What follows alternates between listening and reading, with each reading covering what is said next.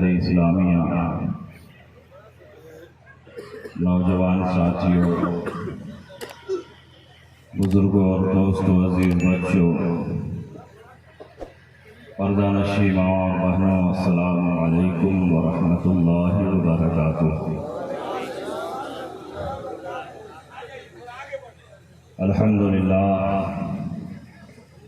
الحمدللہ رب العالمین، والصلاة والسلام على سید الانبیاء والمرسلین وعلى آلہ الطیبین الطاہرین واصحابہ الہادین المہدیین، اما بعد، اعوذ باللہ من الشیطان الرجیم، بسم اللہ الرحمن الرحیم۔ من یرد اللہ بہ خیرا یفقہہ فی الدین، او کما قال رسول اللہ صلی اللہ علیہ وسلم۔ حضرات، آج کا یہ عظیم الشان پروگرام جس میں ہم اور آپ حاضری کی سعادتیں حاصل کر رہے ہیں،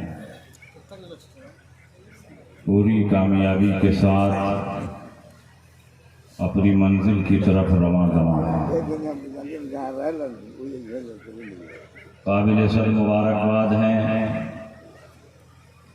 حضرت علامہ صبغت اللہ صاحب مصباحی، جنہوں نے سارن کے دل و دماغ کو سیوان گوپال گنج کے جید علماء کو اپنی اسٹیج پر جمع فرما لیا ہے۔ سامعین کا بھی زبردست مجمع ہے، یکے بعد دیگر علماء شعراء تشریف لاتے رہیں گے۔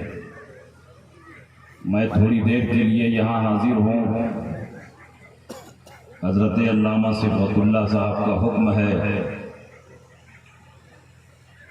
کہ امام اعظم ابو حنیفہ کی عبقریت، فقہ حنفی کے اثبات اور اظہار اور مسلک اعلی حضرت کی حقانیت پر تقریر کریں۔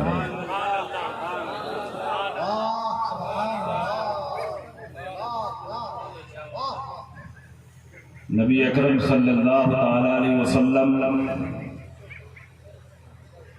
اس دنیا سے تشریف لے گئے تو ایک ایسی جماعت کو چھوڑا جنہوں نے اپنے اجتہاد کی روشنی میں نبی اکرم صلی اللہ علیہ وسلم کے اقوال اور ان کے ارشادات کی تشریح و توضیح فرمائی، اور جب صحابہ دنیا سے گئے تو اللہ تعالیٰ نے مجتہدین کی ایک ایسی جماعت کو پیدا فرمایا جنہوں نے صحابہ کے اقوال کی ایسی شاندار تشریح و توضیح فرمائی کہ ہمارا دین ہر حیثیت سے کامل اور مکمل نظر آنے لگا۔ ائمہ کرام، مجتہدین اعظام نے اپنی طبیعت سے اور محض قیاس عقلی سے کوئی مسئلہ ثابت نہیں فرمایا، بلکہ رسول اللہ صلی اللہ علیہ وسلم نے مسائل کے استنباط اور استخراج کے جو اصول اور قوانین بیان فرمائے تھے، اسی کی روشنی میں مسائل کا استنباط اور استخراج کیا۔ مثال کے طور پر بخاری شریف کی حدیث ہے، نبی اکرم صلی اللہ علیہ وسلم نے حضرت معاذ ابن جبل کو یمن کا قاضی بنا کر بھیجنا چاہا۔ جب معاذ ابن جبل جانے لگے تو رسول پاک نے پھر بلایا اور فرمایا، یا معاذ کیف تقضی، اے معاذ تم کیسے فیصلہ کرو گے؟ حضرت معاذ ابن جبل نے فرمایا، اقضی بکتاب اللہ، اللہ کی کتاب کی روشنی میں فیصلہ کروں گا۔ رسول اللہ نے سوال فرمایا، فَإِن لَمْ تَجِدْ فِي كِتَابِ اللَّهِ، اگر اللہ کی کتاب میں مسئلہ نہ ملے تب کیا کرو گے؟ تو انہوں نے جواب دیا اقضی بسنت رسول اللہ، رسول اللہ کی سنت کی روشنی میں فیصلہ کروں گا۔ رسول پاک کا سوال ہی بتا رہا ہے کہ ہر مسئلہ قرآن اور حدیث ہی سے نہیں حل ہوگا، اس کے بعد بھی ایک مرحلہ آئے گا۔ اسی لیے رسول پاک فرماتے ہیں فَإِن لَمْ تَجِدْ، اگر سنت رسول میں بھی مسئلہ نہ ملے تب کیا کرو گے؟ تو حضرت معاذ بن جبل نے یہ نہیں فرمایا یا رسول اللہ دلیلیں تو صرف دو ہی ہیں، کتاب اللہ سنت رسول، اب میں کیا کر سکتا ہوں؟ اصول شرع تو دو ہیں، کتاب اللہ سنت رسول، تو اب میں کیا کروں گا؟ اگر کتاب اللہ میں بھی مسئلہ نہ ملے، سنت رسول اللہ میں بھی مسئلہ نہ ملے، تو اب اس کے بعد میں کیا کر سکتا ہوں؟ وہ معاذ بن جبل تھے، وہ عظیم صحابی تھے، ان کو معلوم تھا کہ رسول پاک نے ہمیں یہ تعلیم دی ہے کہ جب کتاب و سنت میں کوئی مسئلہ نہ ملے تو کتاب و سنت کے نصوص کو، ان کے نظائر کو، ان کے امثال کو، ان کی مثالوں کو سامنے رکھ کے اس طرح کے احکام جو وہاں دیے گئے ہیں وہی احکام یہاں بھی جاری کیے جائیں گے۔ اس لیے انہوں نے فرمایا اجتہد و برائی، میں اپنی رائے سے قیاس اور اجتہاد کروں گا۔ یہ مطلب نہیں ہے کہ محض اپنی عقل سے مسئلہ بتاؤں گا، مطلب یہ ہے کہ کتاب اللہ اور سنت رسول اللہ کے نصوص کی روشنی میں قیاس شرعی کروں گا۔ آج کے مقلدین کہتے ہیں اصول شرع صرف دو ہے، کتاب اللہ اور حدیث رسول، اس کے علاوہ کوئی چیز دلیل نہیں ہے۔ اگر اس کے علاوہ کوئی چیز دلیل نہیں تھی تو رسول پاک کو رد کرنا چاہیے، رسول پاک کو انکار کرنا چاہیے، رسول پاک کو تنبیہ فرمانا چاہیے، لیکن رسول پاک انکار نہیں فرما رہے ہیں بلکہ ارشاد فرماتے ہیں الحمدللہ الذی وفق رسول اللہ بما یرضی بہ رسول اللہ، تمام تعریف ہے اس اللہ کے لیے جس نے اپنے رسول کے قاصد کو اس بات کی توفیق دی جس سے اس کا رسول راضی ہے۔ اس کا مطلب یہ ہوا کہ نبی نے اسی دور میں یہ فیصلہ فرما دیا کہ پہلے کتاب اللہ میں مسئلہ تلاشا جائے گا، پھر سنت رسول اللہ میں تلاشا جائے گا، اور وہاں مسئلہ نہ ملے تو قیاس اور اجتہاد سے مسائل کا استنباط اور استخراج ہوگا۔ تو امام اعظم ابو حنیفہ نے اگر قیاس اور اجتہاد کیا ہے تو کون سا گناہ کیا ہے؟ امام اعظم نے تو وہی کام کیا جس کی تعلیم رسول پاک نے دی تھی۔ اب کوئی سوال کرے کہ اس حدیث میں تو اجماع امت نہیں ہے، اور آپ کے نزدیک اجماع امت بھی دلیل ہے۔ آپ حضرات کے نزدیک 4 دلیلیں ہیں، کتاب اللہ، سنت رسول، اجماع امت اور قیاس۔ تو میں جواب میں کہنا چاہوں گا کہ یہ گفتگو خود رسول پاک فرما رہے ہیں، معاذ بن جبل سے گفتگو رسول پاک کی ہو رہی ہے۔ نبی کے زمانے میں اجماع امت کی کوئی ضرورت نہیں تھی، نبی جب موجود ہیں تو جس کو جو مسئلہ پوچھنا ہو نبی سے پوچھے، نبی جو کچھ فرمائے وہ حدیث رسول میں داخل ہوگا، وہ خود حجت اور دلیل ہے، الگ سے اجماع امت کی ضرورت نہیں۔ لیکن نبی کے زمانے میں قیاس کی ضرورت تھی، اجتہاد کی ضرورت تھی، اس لیے کہ نبی ہر جگہ دستیاب نہیں تھے، کسی کو قاضی بنا کر یمن بھیج رہے ہیں، کسی کو شام بھیج رہے ہیں، کسی کو ترکستان بھیج رہے ہیں، کسی کو قاصد بنا کر بھیج رہے ہیں، کسی کو معلم بنا کر بھیج رہے ہیں۔ تو یہ صحابہ نبی اکرم صلی اللہ علیہ وسلم سے دور بھی رہتے تھے، اگر وہاں کوئی نیا مسئلہ پیش آ جائے تو کیسے اس مسئلے کو حل کریں گے؟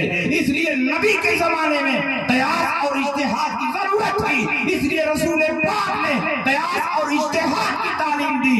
اس وقت اجماع امت کی کوئی ضرورت نہیں تھی، لیکن جب نبی دنیا سے تشریف لے گئے تو صحابہ نے کئی مسائل پر اجماع فرمایا، 20 رکعت تراویح پر اجماع فرمایا، اور جمعہ کے دن ایک اذان کا اضافہ ہوا اور وہ پہلی اذان ہے۔ حضرت عثمان غنی نے پہلی اذان کا اضافہ کیا اور مقام زہرہ پر وہ اذان دلوائی، اور سارے صحابہ نے اس پر اجماع کر دیا۔ تو اجماع امت بھی ایسے ہی دلیل ہے جیسے قیاس دلیل شرعی ہے۔ اس لیے ہم اہل سنت کے نزدیک 4 دلیلیں ہیں، کتاب اللہ، سنت رسول، اجماع امت اور قیاس۔ امام اعظم ابو حنیفہ نے محض اپنی عقل سے اور دماغ سے یہ فیصلہ نہیں کیا ہے نبی نے جو تعلیم دی تھی اسی تعلیم کی روشنی میں امام اعظم ابو حنیفہ نے 86,000 مسائل کا استنباط اور استخراج فرمایا، 38,000 مسائل عبادات سے متعلق نکالے، باقی مسائل معاملات سے متعلق۔ اور امام اعظم ابو حنیفہ اپنے دور کے اتنے بڑے محدث اور فقیہ ہیں کہ پورے کوفے کا علم 2 محدث میں جمع تھا، ایک شعبہ ابن الحجاج اور ایک مسعر ابن کدام۔ پورے کوفے کا علم 2 محدثوں میں جمع تھا، شعبہ ابن الحجاج اور حضرت سفیان ثوری۔ ان دونوں کو علم حدیث میں جو کوئی مسئلہ پیش آتا تو مسعر ابن کدام کی بارگاہ میں پہنچتے، مسعر ابن کدام اس کو حل فرماتے۔ اس کو یوں سمجھیے کہ پورے کوفے کے محدثین 2 محدث کے محتاج ہیں، شعبہ ابن الحجاج، سفیان ثوری، اور یہ دونوں محدث اپنے بڑے محدث کے محتاج ہیں، وہ مسعر ابن کدام ہیں۔ اور مسعر ابن کدام کا بیان سنیے، وہ فرماتے ہیں کہ مجھے علم حدیث میں جب مشکلات پیش آتی ہیں تو میں امام اعظم کی بارگاہ میں پہنچتا ہوں۔ وہ فرماتے ہیں کہ علم حدیث میں ہم نے امام اعظم کا مقابلہ کیا تو امام اعظم ہم سے آگے بڑھ گئے، اور زہد و تقویٰ، عبادت و ریاضت میں امام اعظم سے مقابلہ کیا تو امام اعظم زہد و تقویٰ اور عبادت و ریاضت میں بھی مجھ سے آگے بڑھ گئے۔ اس کا مطلب یہ ہوا کہ امام اعظم ابو حنیفہ کوفے کے سب سے بڑے فقیہ بھی ہیں اور کوفے کے سب سے بڑے محدث بھی ہیں۔ یہ امام اعظم ابو حنیفہ کی شان ہے۔ اور تم کہتے ہو امام اعظم کو صرف 17 حدیثیں یاد تھی، جس نے 86,000 مسائل کا استنباط اور استخراج کیا ہو۔ اگر ایک مسئلہ ایک حدیث کی روشنی میں نکالا تو 86,000 حدیثیں اس کے سینے میں محفوظ۔ امام اعظم سے بڑا پورے کوفے میں کوئی محدث نہیں تھا، اور امام اعظم سے بڑا پورے کوفے میں کوئی فقیہ نہیں تھا۔ امام اعظم فقہ کے بھی امام ہیں اور حدیث کے بھی امام ہیں۔ بڑے بڑے محدثین نے جن حدیثوں کی روشنی میں مسائل کا استنباط اور استخراج نہ کیا، انہی حدیثوں کی روشنی میں امام اعظم نے سینکڑوں مسائل کا استنباط اور استخراج کیا۔ اسی لیے اللہ کے نبی نے فرمایا، ترمذی شریف کی حدیث ہے، نزل اللہ عبدا سمع مقالتی فحفظها ووعاها وأداها فرب حامل فقه غير فقيه ورب حامل فقه إلى من هو أفقه منه۔ اللہ رب العزت اس بندے کو تر و تازہ رکھے جس نے میری حدیثوں کو سنا، اس کو محفوظ رکھا، دوسروں تک پہنچایا، کیونکہ ایسا بہت ہوگا کہ جو حدیث سنے گا وہ فقیہ نہیں ہوگا، اور جن لوگوں تک حدیثیں پہنچائی جائیں گی وہ بہت بڑے فقیہ ہوں گے۔ ابن حجر اسقلانی، امام قسطلانی، امام بدر الدین عینی نے فرمایا کہ اس حدیث میں رسول پاک نے امام اعظم ابو حنیفہ کی بشارت دی ہے، کیونکہ جن حدیثوں سے ان کے اساتذہ مسائل کا استنباط اور استخراج نہ کر سکے، انہی حدیثوں کی روشنی میں امام اعظم نے ہزاروں ہزار مسائل کا استنباط اور استخراج کیا۔ اور امام اعظم کے زمانے میں بڑے بڑے قاضی فیصلہ کرتے ہوئے ڈرتے تھے کہ کہیں امام اعظم گرفت نہ فرما لے۔ امام اعظم کے زمانے کے ایک بہت بڑے قاضی ہیں، قاضی ابن ابی لیلہ۔ ان کا اصل نام عبد الرحمن ہے، لیکن قاضی ابن ابی لیلہ کے نام سے مشہور ہے۔ حضرت علی کے مقرر کیے ہوئے قاضی، 33 سال تک کوفے کے قاضی رہے۔ کوفے میں بڑے بڑے فقہاء اور مجتہدین تھے، لیکن قاضی ابن ابی لیلہ کا انتخاب ہوا۔ کوفے کی جامع مسجد میں بیٹھ کر آپ فیصلہ صادر فرماتے تھے۔ امام اعظم ابو حنیفہ رضی اللہ عنہ کا دور ہے۔ حضرت قاضی ابن ابی لیلہ کوفے کی جامع مسجد سے جب کچہری کا ٹائم ختم ہوا، عدالت کا ٹائم ختم ہوا، مجلس برخاست ہوئی تو اپنے گھر جا رہے تھے۔ اور ظاہر ہے کہ اس دور کا جو قاضی اور چیف جسٹس ہوتا تھا اس کی بڑی حیثیت ہوتی تھی، آپ کے ساتھ میں پولیس والے اور آپ کے ساتھ میں سپاہیوں کی فوج تھی۔ آپ جا رہے تھے، راستے میں ایک عورت ایک آدمی سے جھگڑا کر رہی تھی، اور اس عورت نے جھگڑا کرتے ہوئے اس مرد کو گالی دی، یا ابن الزانیین، اے زانیین کے بیٹے، اے ہے وہ شخص کہ تیرا باپ بھی زانی اور تیری ماں بھی زانیہ. جب اس عورت نے اس مرد کو یا ابن زانیین کہا تو قاضی ابن ابی لیلہ نے اپنے سپاہیوں کو حکم دیا کہ اس عورت کو گرفتار کرو. عورت کو گرفتار کر لیا گیا. کہا کوفے کی جامع مسجد میں لے کر آؤ.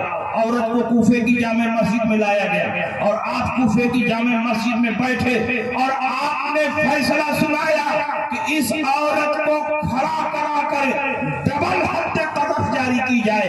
ایک حد قذف میں 80 کوڑے مارے جاتے ہیں اور اس عورت پر ڈبل حد قذف جاری کی جائے 160 کوڑے مارے جائے.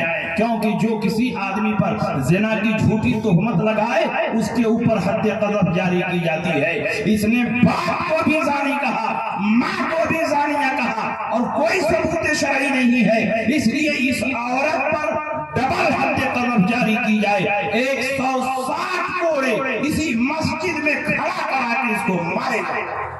عورت کو کھڑا کرا کے مسجد میں 160 کوڑے مارے گئے. امام اعظم ابو حنیفہ کو جب اطلاع ملی تو آپ نے فرمایا قاضی ابن ابی لیلہ نے اپنے اس ایک فیصلے میں 6 غلطیاں کی. آج تو شاعر غلطی کرے اور کوئی عالم ٹوک دے تو لڑنے کے لیے تیار, ان کی پگڑی اچھالنے کے لیے تیار. لیکن امام اعظم ابو حنیفہ اس دور کے قاضی القضاء کو فرماتے ہیں کہ قاضی ابن ابی لیلہ نے اپنے اس ایک فیصلے میں 6 غلطیاں کی. امام اعظم نے اس کی تفصیل بتائی. سنیے غور سے, چٹکلے اور لطیفے والی تقریریں آپ بہت سنتے ہیں, چترویدیوں کو بھی سنتے ہیں. جن کتابوں کو ہم غلط اور باطل سمجھتے ہیں ان کتابوں کے حوالے کی ہم کو کیا ضرورت ہے؟ جب وہ ہمارے نزدیک غلط اور باطل ہے تو ان کا حوالہ پیش کرنے کی کیا ضرورت ہے؟ اس لیے کہ اگر وہ بات ہمارے دل میں بیٹھ گئی تو ان کتابوں کی عظمت بیٹھ جائے گی, اس مذہب کی عظمت بیٹھ جائے گی. حضرت عمر ابن خطاب نے رسول پاک کی بارگاہ میں دوران گفتگو کہا کہ حضور تورات میں تو یہ لکھا ہوا ہے, اور کھول کر حوالہ دکھانے لگے. سرکار کے چہرے پر غیر و غضب کے آثار نمایاں ہو گئے. کہا عمر, قرآن کے آ جانے کے بعد تم تورات کا حوالہ پیش کرتے ہو, اگر موسیٰ بھی ہوتے تو میری پیروی کے علاوہ کوئی چارہ نہیں ہوگا, عیسیٰ بھی ہوتے تو میری پیروی کے علاوہ کوئی چارہ نہیں ہوگا. میرے سامنے تورات اور انجیل کا حوالہ نہ پیش کرو, میرے سامنے قرآن کافی. تکبیر, رسالت, خیر الورا کانفرنس. امام اعظم نے فرمایا 6 غلطیاں کی ہیں. پہلی غلطی یہ ہے کہ قضا کی مجلس کا ٹائم ختم ہو گیا تھا اور جج صاحب اپنے گھر جا رہے تھے. ہائی کورٹ کا جج کام ختم کر کے گھر جا رہا ہو تو آ کر کے اس کو فیصلہ سنانے کا ادھیکار ہے؟ قضا کا ٹائم ختم ہو گیا تھا, مجلس برخاست ہو گئی تھی, قاضی صاحب اپنے گھر جا رہے تھے اور پولیس والوں سے عورت کو پکڑوا کر کے فیصلہ سنا دیا. یہ ان کی پہلی غلطی ہے. دوسری غلطی یہ ہے کہ اس مسجد میں انہوں نے حد لگوائی, جبکہ مسجد میں حدود و قصاص کا فیصلہ ہو سکتا ہے لیکن مسجد میں حد لگانا ناجائز و حرام ہے, کیونکہ مسجد نماز پڑھنے کی جگہ ہے, مجرموں کو سزا دینے کی جگہ نہیں ہے. یہ دوسری غلطی ہے. اور تیسری غلطی یہ ہے کہ عورت کو کھڑا کروا کر حد لگوائی, جبکہ رسول پاک نے فرمایا عورت پر جب حد جاری کی جائے تو بیٹھا کر حد جاری کی جائے کہ کہیں کپڑا پھٹے تو اس کی بے صدری نہ ہونے پائے. عورت کو بیٹھا کر کے حد لگائی جائے تاکہ صدر پوشی ہوتی رہے. یہ ان کی تیسری غلطی ہے. اور چوتھی غلطی یہ ہے کہ انہوں نے دو حد کا فیصلہ سنا دیا. حالانکہ اس مسئلے میں 2 حد واجب نہیں ہے, ایک ہی حد واجب ہے, کیونکہ گالی کا کلمہ ایک ہے. جب گالی کا کلمہ ایک ہے تو حد بھی ایک ہی واجب ہے. انہوں نے 2 حد کا فیصلہ سنا دیا. یہ ان کی چوتھی غلطی ہے. اور 5ویں غلطی یہ ہے کہ انہوں نے دونوں حدوں کو ایک ساتھ جاری کرا دیا. حالانکہ رسول پاک کا حکم موجود ہے کہ کسی پر 2 حد واجب بھی ہو تو ایک ساتھ دونوں حدوں کو جاری نہیں کیا جائے گا. پہلے ایک حد کو جاری کیا جائے گا, زخم ٹھیک ہو جائے گا اور وہ آدمی صحت مند ہو جائے گا تو کچھ دن کے بعد دوسری حد جاری کی جائے گی. انہوں نے دونوں حدوں کو ایک ساتھ جاری کر دیا۔ یہ ان کی پانچویں غلطی ہے۔ اور چھٹی غلطی یہ ہے کہ جس آدمی کو گالی دی گئی وہ تو قاضی کی مجلس میں آیا ہی نہیں، اس نے ایف آئی آر کیا ہی نہیں، اس نے مقدمہ قائم کیا ہی نہیں، خود ہی انہوں نے عورت کو پکڑوا کر خود ہی نوٹس لیا اور فیصلہ سنا دیا۔ حدودوں کے ساتھ میں یہ شرط ہے کہ جس کے ساتھ ظلم ہوا، زیادتی ہوئی، جس کو گالی دی گئی، پہلے قاضی کی مجلس میں پہنچ کر کے وہ مقدمہ دائر کرے، اس کے بعد ہی قاضی کیس کی سماعت کر سکتا ہے۔ یہ ان کی چھٹی غلطی ہے۔ قاضی ابن ابی لیلہ نے اپنے اس ایک فیصلے میں چھاچا کر دیا۔ ہم کسی ایسے تیسے مولوی کے مقلد نہیں ہیں، ہم اس کے مقلد ہیں جس کے پیچھے بڑے بڑے فقہا چل رہے ہیں، بڑے بڑے مجتہدین چل رہے ہیں، محدثین چل رہے ہیں، جس کو اللہ نے دنیا میں پیدا نہ کیا ہوتا تو دین کو سمجھنا مشکل ہو جاتا، جس کو اللہ نے دنیا میں پیدا نہ کیا ہوتا تو دین کی راہیں ہمارے لیے دشوار ہو جاتی۔ اس نے نئے نئے مسائل کو اس طرح کے اصولوں کی روشنی میں حل فرما دیا کہ قیامت تک جتنے بھی جدید قسم کے مسائل پیدا ہوتے رہیں گے، امام اعظم کے اصولوں کی روشنی میں ان کا جواب قیامت تک ملتا رہے گا۔ یہ شان ہے امام اعظم ابو حنیفہ کا۔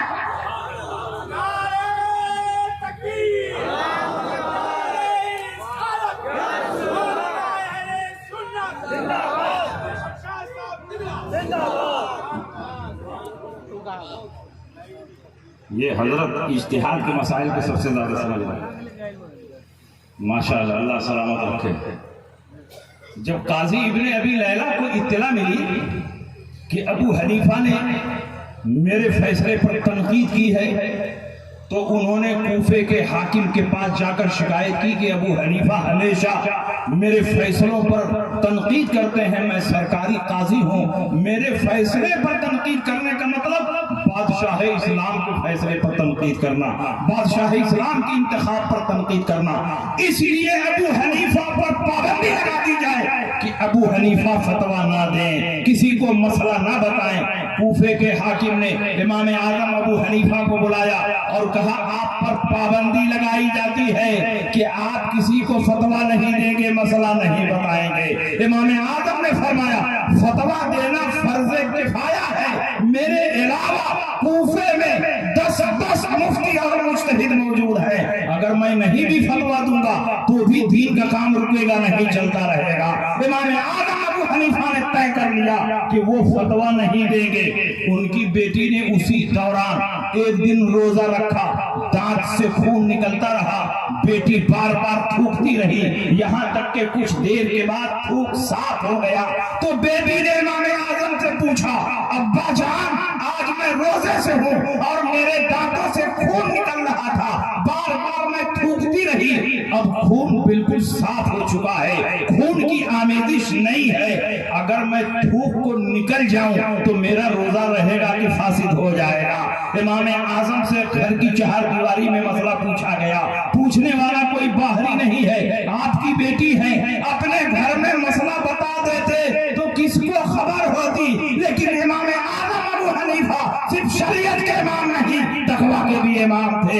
امام اعظم نے فرمایا کہ امیر کی اطاعت میرے اوپر واجب ہے، اے میری بیٹی مجھ پر پابندی ہے، میں کسی کو مسئلہ نہیں بتا سکتا، تم اپنے بھائی حماد سے پوچھو۔ ابن خلدان نے جب یہ واقعہ لکھا ہے تو یہ بھی لکھا ہے کہ تقویٰ اور طہارت، امانت اور دیانتداری کی امام اعظم نے جو مثال پیش کی ہے پوری دنیا میں اس کی کوئی نظیر اور مثال نظر نہیں آئی۔ یہ شان ہے امام اعظم ابو حنیفہ کا۔ امام اعظم کے بارے میں کل بھی پرچار ہو رہا تھا کہ یہ قیاس سے مسئلہ بتاتے تھے، اور آج بھی غیر مقلدین پرچار کرتے ہیں کہ امام اعظم قیاس سے مسئلہ بتاتے تھے۔ امام اعظم ابو حنیفہ نے سب سے کم قیاس کیا ہے، میری اس گفتگو کو نوٹ کر کے لکھو، سب سے کم قیاس جس امام نے کیا ہے وہ امام اعظم ابو حنیفہ ہیں۔ امام اعظم نے ایک قانون بنایا ہے، جب تک ضعیف حدیث مجھ کو ملتی رہے گی، ضعیف حدیث کے ہوتے ہوئے میں قیاس نہیں کروں گا، ضعیف حدیث ہی پر عمل کر لوں گا۔ حدیث تو ہے، جب تک حدیث مرسل ملتی رہے گی، حدیث مرسل کے ہوتے ہوئے میں قیاس نہیں کروں گا، حدیث مرسل پر عمل کر لوں گا۔ یہ تنہا امام اعظم ہے کہ حدیث ضعیف کے ہوتے ہوئے قیاس نہیں کرتے، حدیث مرسل کے ہوتے ہوئے قیاس نہیں کرتے، جبکہ امام شافعی حدیث ضعیف پر عمل نہیں کرتے ہیں، ایسے موقع پر قیاس پر عمل کرتے ہیں۔ حضرت امام مالک قیاس پر عمل کرتے ہیں، حضرت امام احمد بن حنبل قیاس پر عمل کرتے ہیں۔ سب سے کم قیاس جس امام نے کیا ہے وہ امام اعظم ابو حنیفہ ہے۔ قیاس کی 4 قسمیں ہیں: قیاس مؤثر، قیاس مناسب، قیاس شبہ، قیاس طرد۔ امام اعظم نے صرف قیاس مؤثر پر عمل کیا ہے، باقی قیاس کی تینوں قسموں کو چھوڑ دیا ہے۔ باقی سارے امام قیاس کی تمام قسموں پر عمل کر رہے ہیں۔ تو بتاؤ کس نے سب سے کم قیاس کیا ہے؟ اگر کسی نے سب سے کم قیاس کیا ہے تو وہ ہمارے امام اعظم ابو حنیفہ۔ سبحان اللہ، سبحان اللہ۔ سب سے کم قیاس امام اعظم نے کیے۔ اس دور کے بہت بڑے امام ہیں حضرت امام باقر رضی اللہ تعالیٰ، ان کو اس دور میں امام الہدیٰ کہا جاتا تھا۔ امام باقر اور خاندان نبوت سے ان کا تعلق ہے۔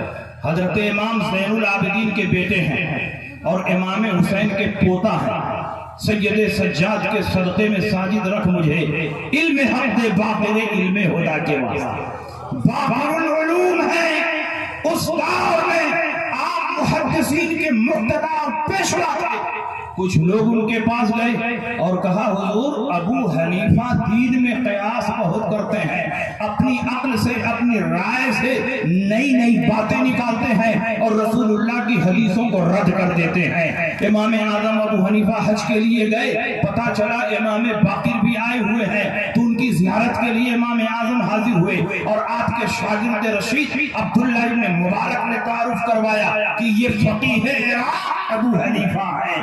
اتنا سننا تھا کہ حضرت امام باقر کے چہرے پر غیظ و غضب کے آثار نمایاں ہو گئے اور فرمایا تو بھی ابو حنیفہ ہو جو اپنی رائے اور قیاس سے میرے دادا جان کی حدیثوں کو رد کر دیتے ہو۔ امام اعظم نے فرمایا کہ حضور ایسا نہیں ہو سکتا کہ کوئی اپنی رائے اور قیاس سے رسول پاک کی حدیثوں کو رد کر دے، میں ایسا نہیں کرتا۔ امام اعظم ابو حنیفہ نے صفائی پیش کی، لیکن امام باقر نے فرمایا تمہارے بارے میں مسلسل یہ رپورٹ مل رہی ہے کہ تم دین میں قیاس بہت کرتے ہو، اپنی رائے سے مسائل کا استنباط اور استخراج کرتے ہو۔ امام اعظم نے فرمایا غلط ہے، اگر کسی خاص مسئلے میں اطلاع ملی ہو تو اس مسئلے کو پیش کیا جائے، میں کتاب و سنت کی دلیلیں اس پر پیش کرتا ہوں، اور اگر عام طور پر یہ بات پہنچی ہے تو یہ بات بالکل غلط ہے۔ اگر حضور اجازت دیں تو کچھ مسئلہ میں پوچھنا چاہتا ہوں۔ امام باقر نے اجازت دی تو امام اعظم ابو حنیفہ نے پوچھا حضور بتائیں نماز افضل ہے کہ روزہ افضل ہے؟ امام باقر نے فرمایا نماز افضل ہے۔ امام اعظم نے فرمایا کہ جب عورتوں کو حیض آتا ہے تو حیض کے زمانے میں جو نمازیں چھوٹتی ہیں ان کی قضا نہیں ہے، جو روزے چھوٹتے ہیں ان کی قضا ہے۔ انہوں نے کہا بالکل صحیح ہے۔ امام اعظم نے فرمایا اگر میں اپنی رائے اور قیاس سے فتویٰ دیتا تو میں یہ فتویٰ دیتا کہ جب روزوں کی قضا ہو رہی ہے اور نماز روزے سے افضل ہے تو نمازوں کی قضا بدرجہ اولا ہونی چاہیے، لیکن میں اپنی طبیعت سے اور اپنی رائے سے فتویٰ نہیں دیتا۔ میرے سامنے رسول اللہ کی حدیثیں ہیں، حضرت ام سلمہ فرماتی ہیں، حضرت عائشہ فرماتی ہیں جب ہمیں حیض آتا نمازیں چھوٹتی تو رسول پاک ان نمازوں کی قضا کا حکم نہیں دیتے، جب روزے چھوٹتے تو رسول پاک ان روزوں کی قضا کا حکم دیتے۔ تو جو امہات المومنین نے فرمایا جو حدیث کہہ رہی ہے اسی کے مطابق تو میں بھی حکم دے رہا ہوں، اسی کے مطابق تو میں بھی فتویٰ دے رہا ہوں۔ پھر آپ نے پوچھا کہ حضور بتائیں عورت ضعیف ہے یا مرد؟ صنف نازک ہونے میں کمزور کون ہے؟ عورت کمزور ہے کہ مرد کمزور؟ امام باقر نے فرمایا کہ عورت کمزور ہے، صنف نازک ہے۔ پوچھا کہ وراثت میں ڈبل حصہ کس کو ملتا؟ عورت کو ملتا ہے کہ مرد کو ملتا ہے؟ امام باقر نے فرمایا کہ مرد کو ڈبل حصہ ملتا ہے۔ امام اعظم نے فرمایا اگر میں اپنی رائے سے فتویٰ دیتا تو یہ فتویٰ دیتا کہ عورت کو وراثت میں ڈبل دیا جائے، کیونکہ جو ضعیف اور کمزور ہو اس کو مال کی حاجت زیادہ ہوتی ہے، لیکن میں اپنی رائے سے فتویٰ نہیں دیتا، میں کتاب اللہ کی روشنی میں فتویٰ دیتا ہوں۔ قرآن میں اللہ فرماتا ہے لِلذَّكَرِ مِثْلُ حَظِّ الْأُنثَيَيْنِ، ایک مذکر کو 2 مؤنث کے برابر دیا جائے گا، ایک میل کو 2 فیمیل کے برابر دیا جائے گا۔ वही फतवा तो मैं भी देता हूँ। फिर पूछा हुजूर खुफ़ैन पर मसा ऊपर होना चाहिए कि नीचे होना चाहिए? तो उन्होंने फरमाया ऊपर होना चाहिए। इमाम आदम ने फरमाया कयास का तकाजा ये है कि खुफ के नीचे तल्ली में मसा होना चाहिए, क्योंकि निजासत वहीं लगने का डर है, कीचड़ वहीं लगने का डर है, लेकिन खुफ़ैन के ऊपर मसा होता है। इसलिए कि रसूल पाक की हदीस मौजूद है, रसूल पाक का अमल मौजूद है कि आप खुफ़ैन के ऊपर मसा करते थे। वही फतवा तो मैं भी देता हूँ। इतना कहना था कि हमारे बाकी खड़े हो गए, इमाम आज़म की पेशानी को बोसा दिया और कहा मुबारक हो अबू हनीफा, जब तक तेरे जैसा इमाम इस धरती पर मौजूद है, कोई रसूल पाक की हदीसों को नहीं बदल सकता, कोई रसूल पाक की हदीसों में तहरीफ नहीं कर सकता। इस प्यार के घर में रहने दिन, इसीलिए इमाम आज़म से चिढ़ते हैं कि जब जब हदीस के नाम पर ये हेराफेरी करते हैं, घोटाला करते हैं, तो इमाम आज़म के गुलाम इनकी चोरी को पकड़ लेते हैं, इनके चेहरे को बेनकाब कर देते हैं।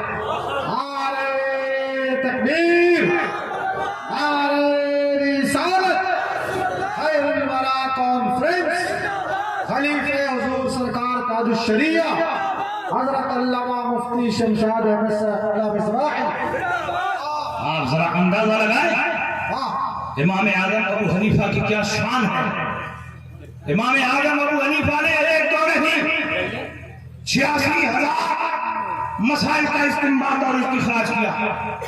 आज जो लोग ये दावा करते हैं कि हम तकलीद नहीं करेंगे, हम इमाम आज़म की पैरवी नहीं करेंगे, हम इमाम शाफी के मुकल्लिद नहीं बनेंगे, इसलिए कि अल्लाह ने हमें दिमाग दिया है, अल्लाह ने हमें शऊर दिया है, हम खुद किताब और सुन्नत की रोशनी में मसाइल का इस्तेमाल और इस्तिखराज करेंगे।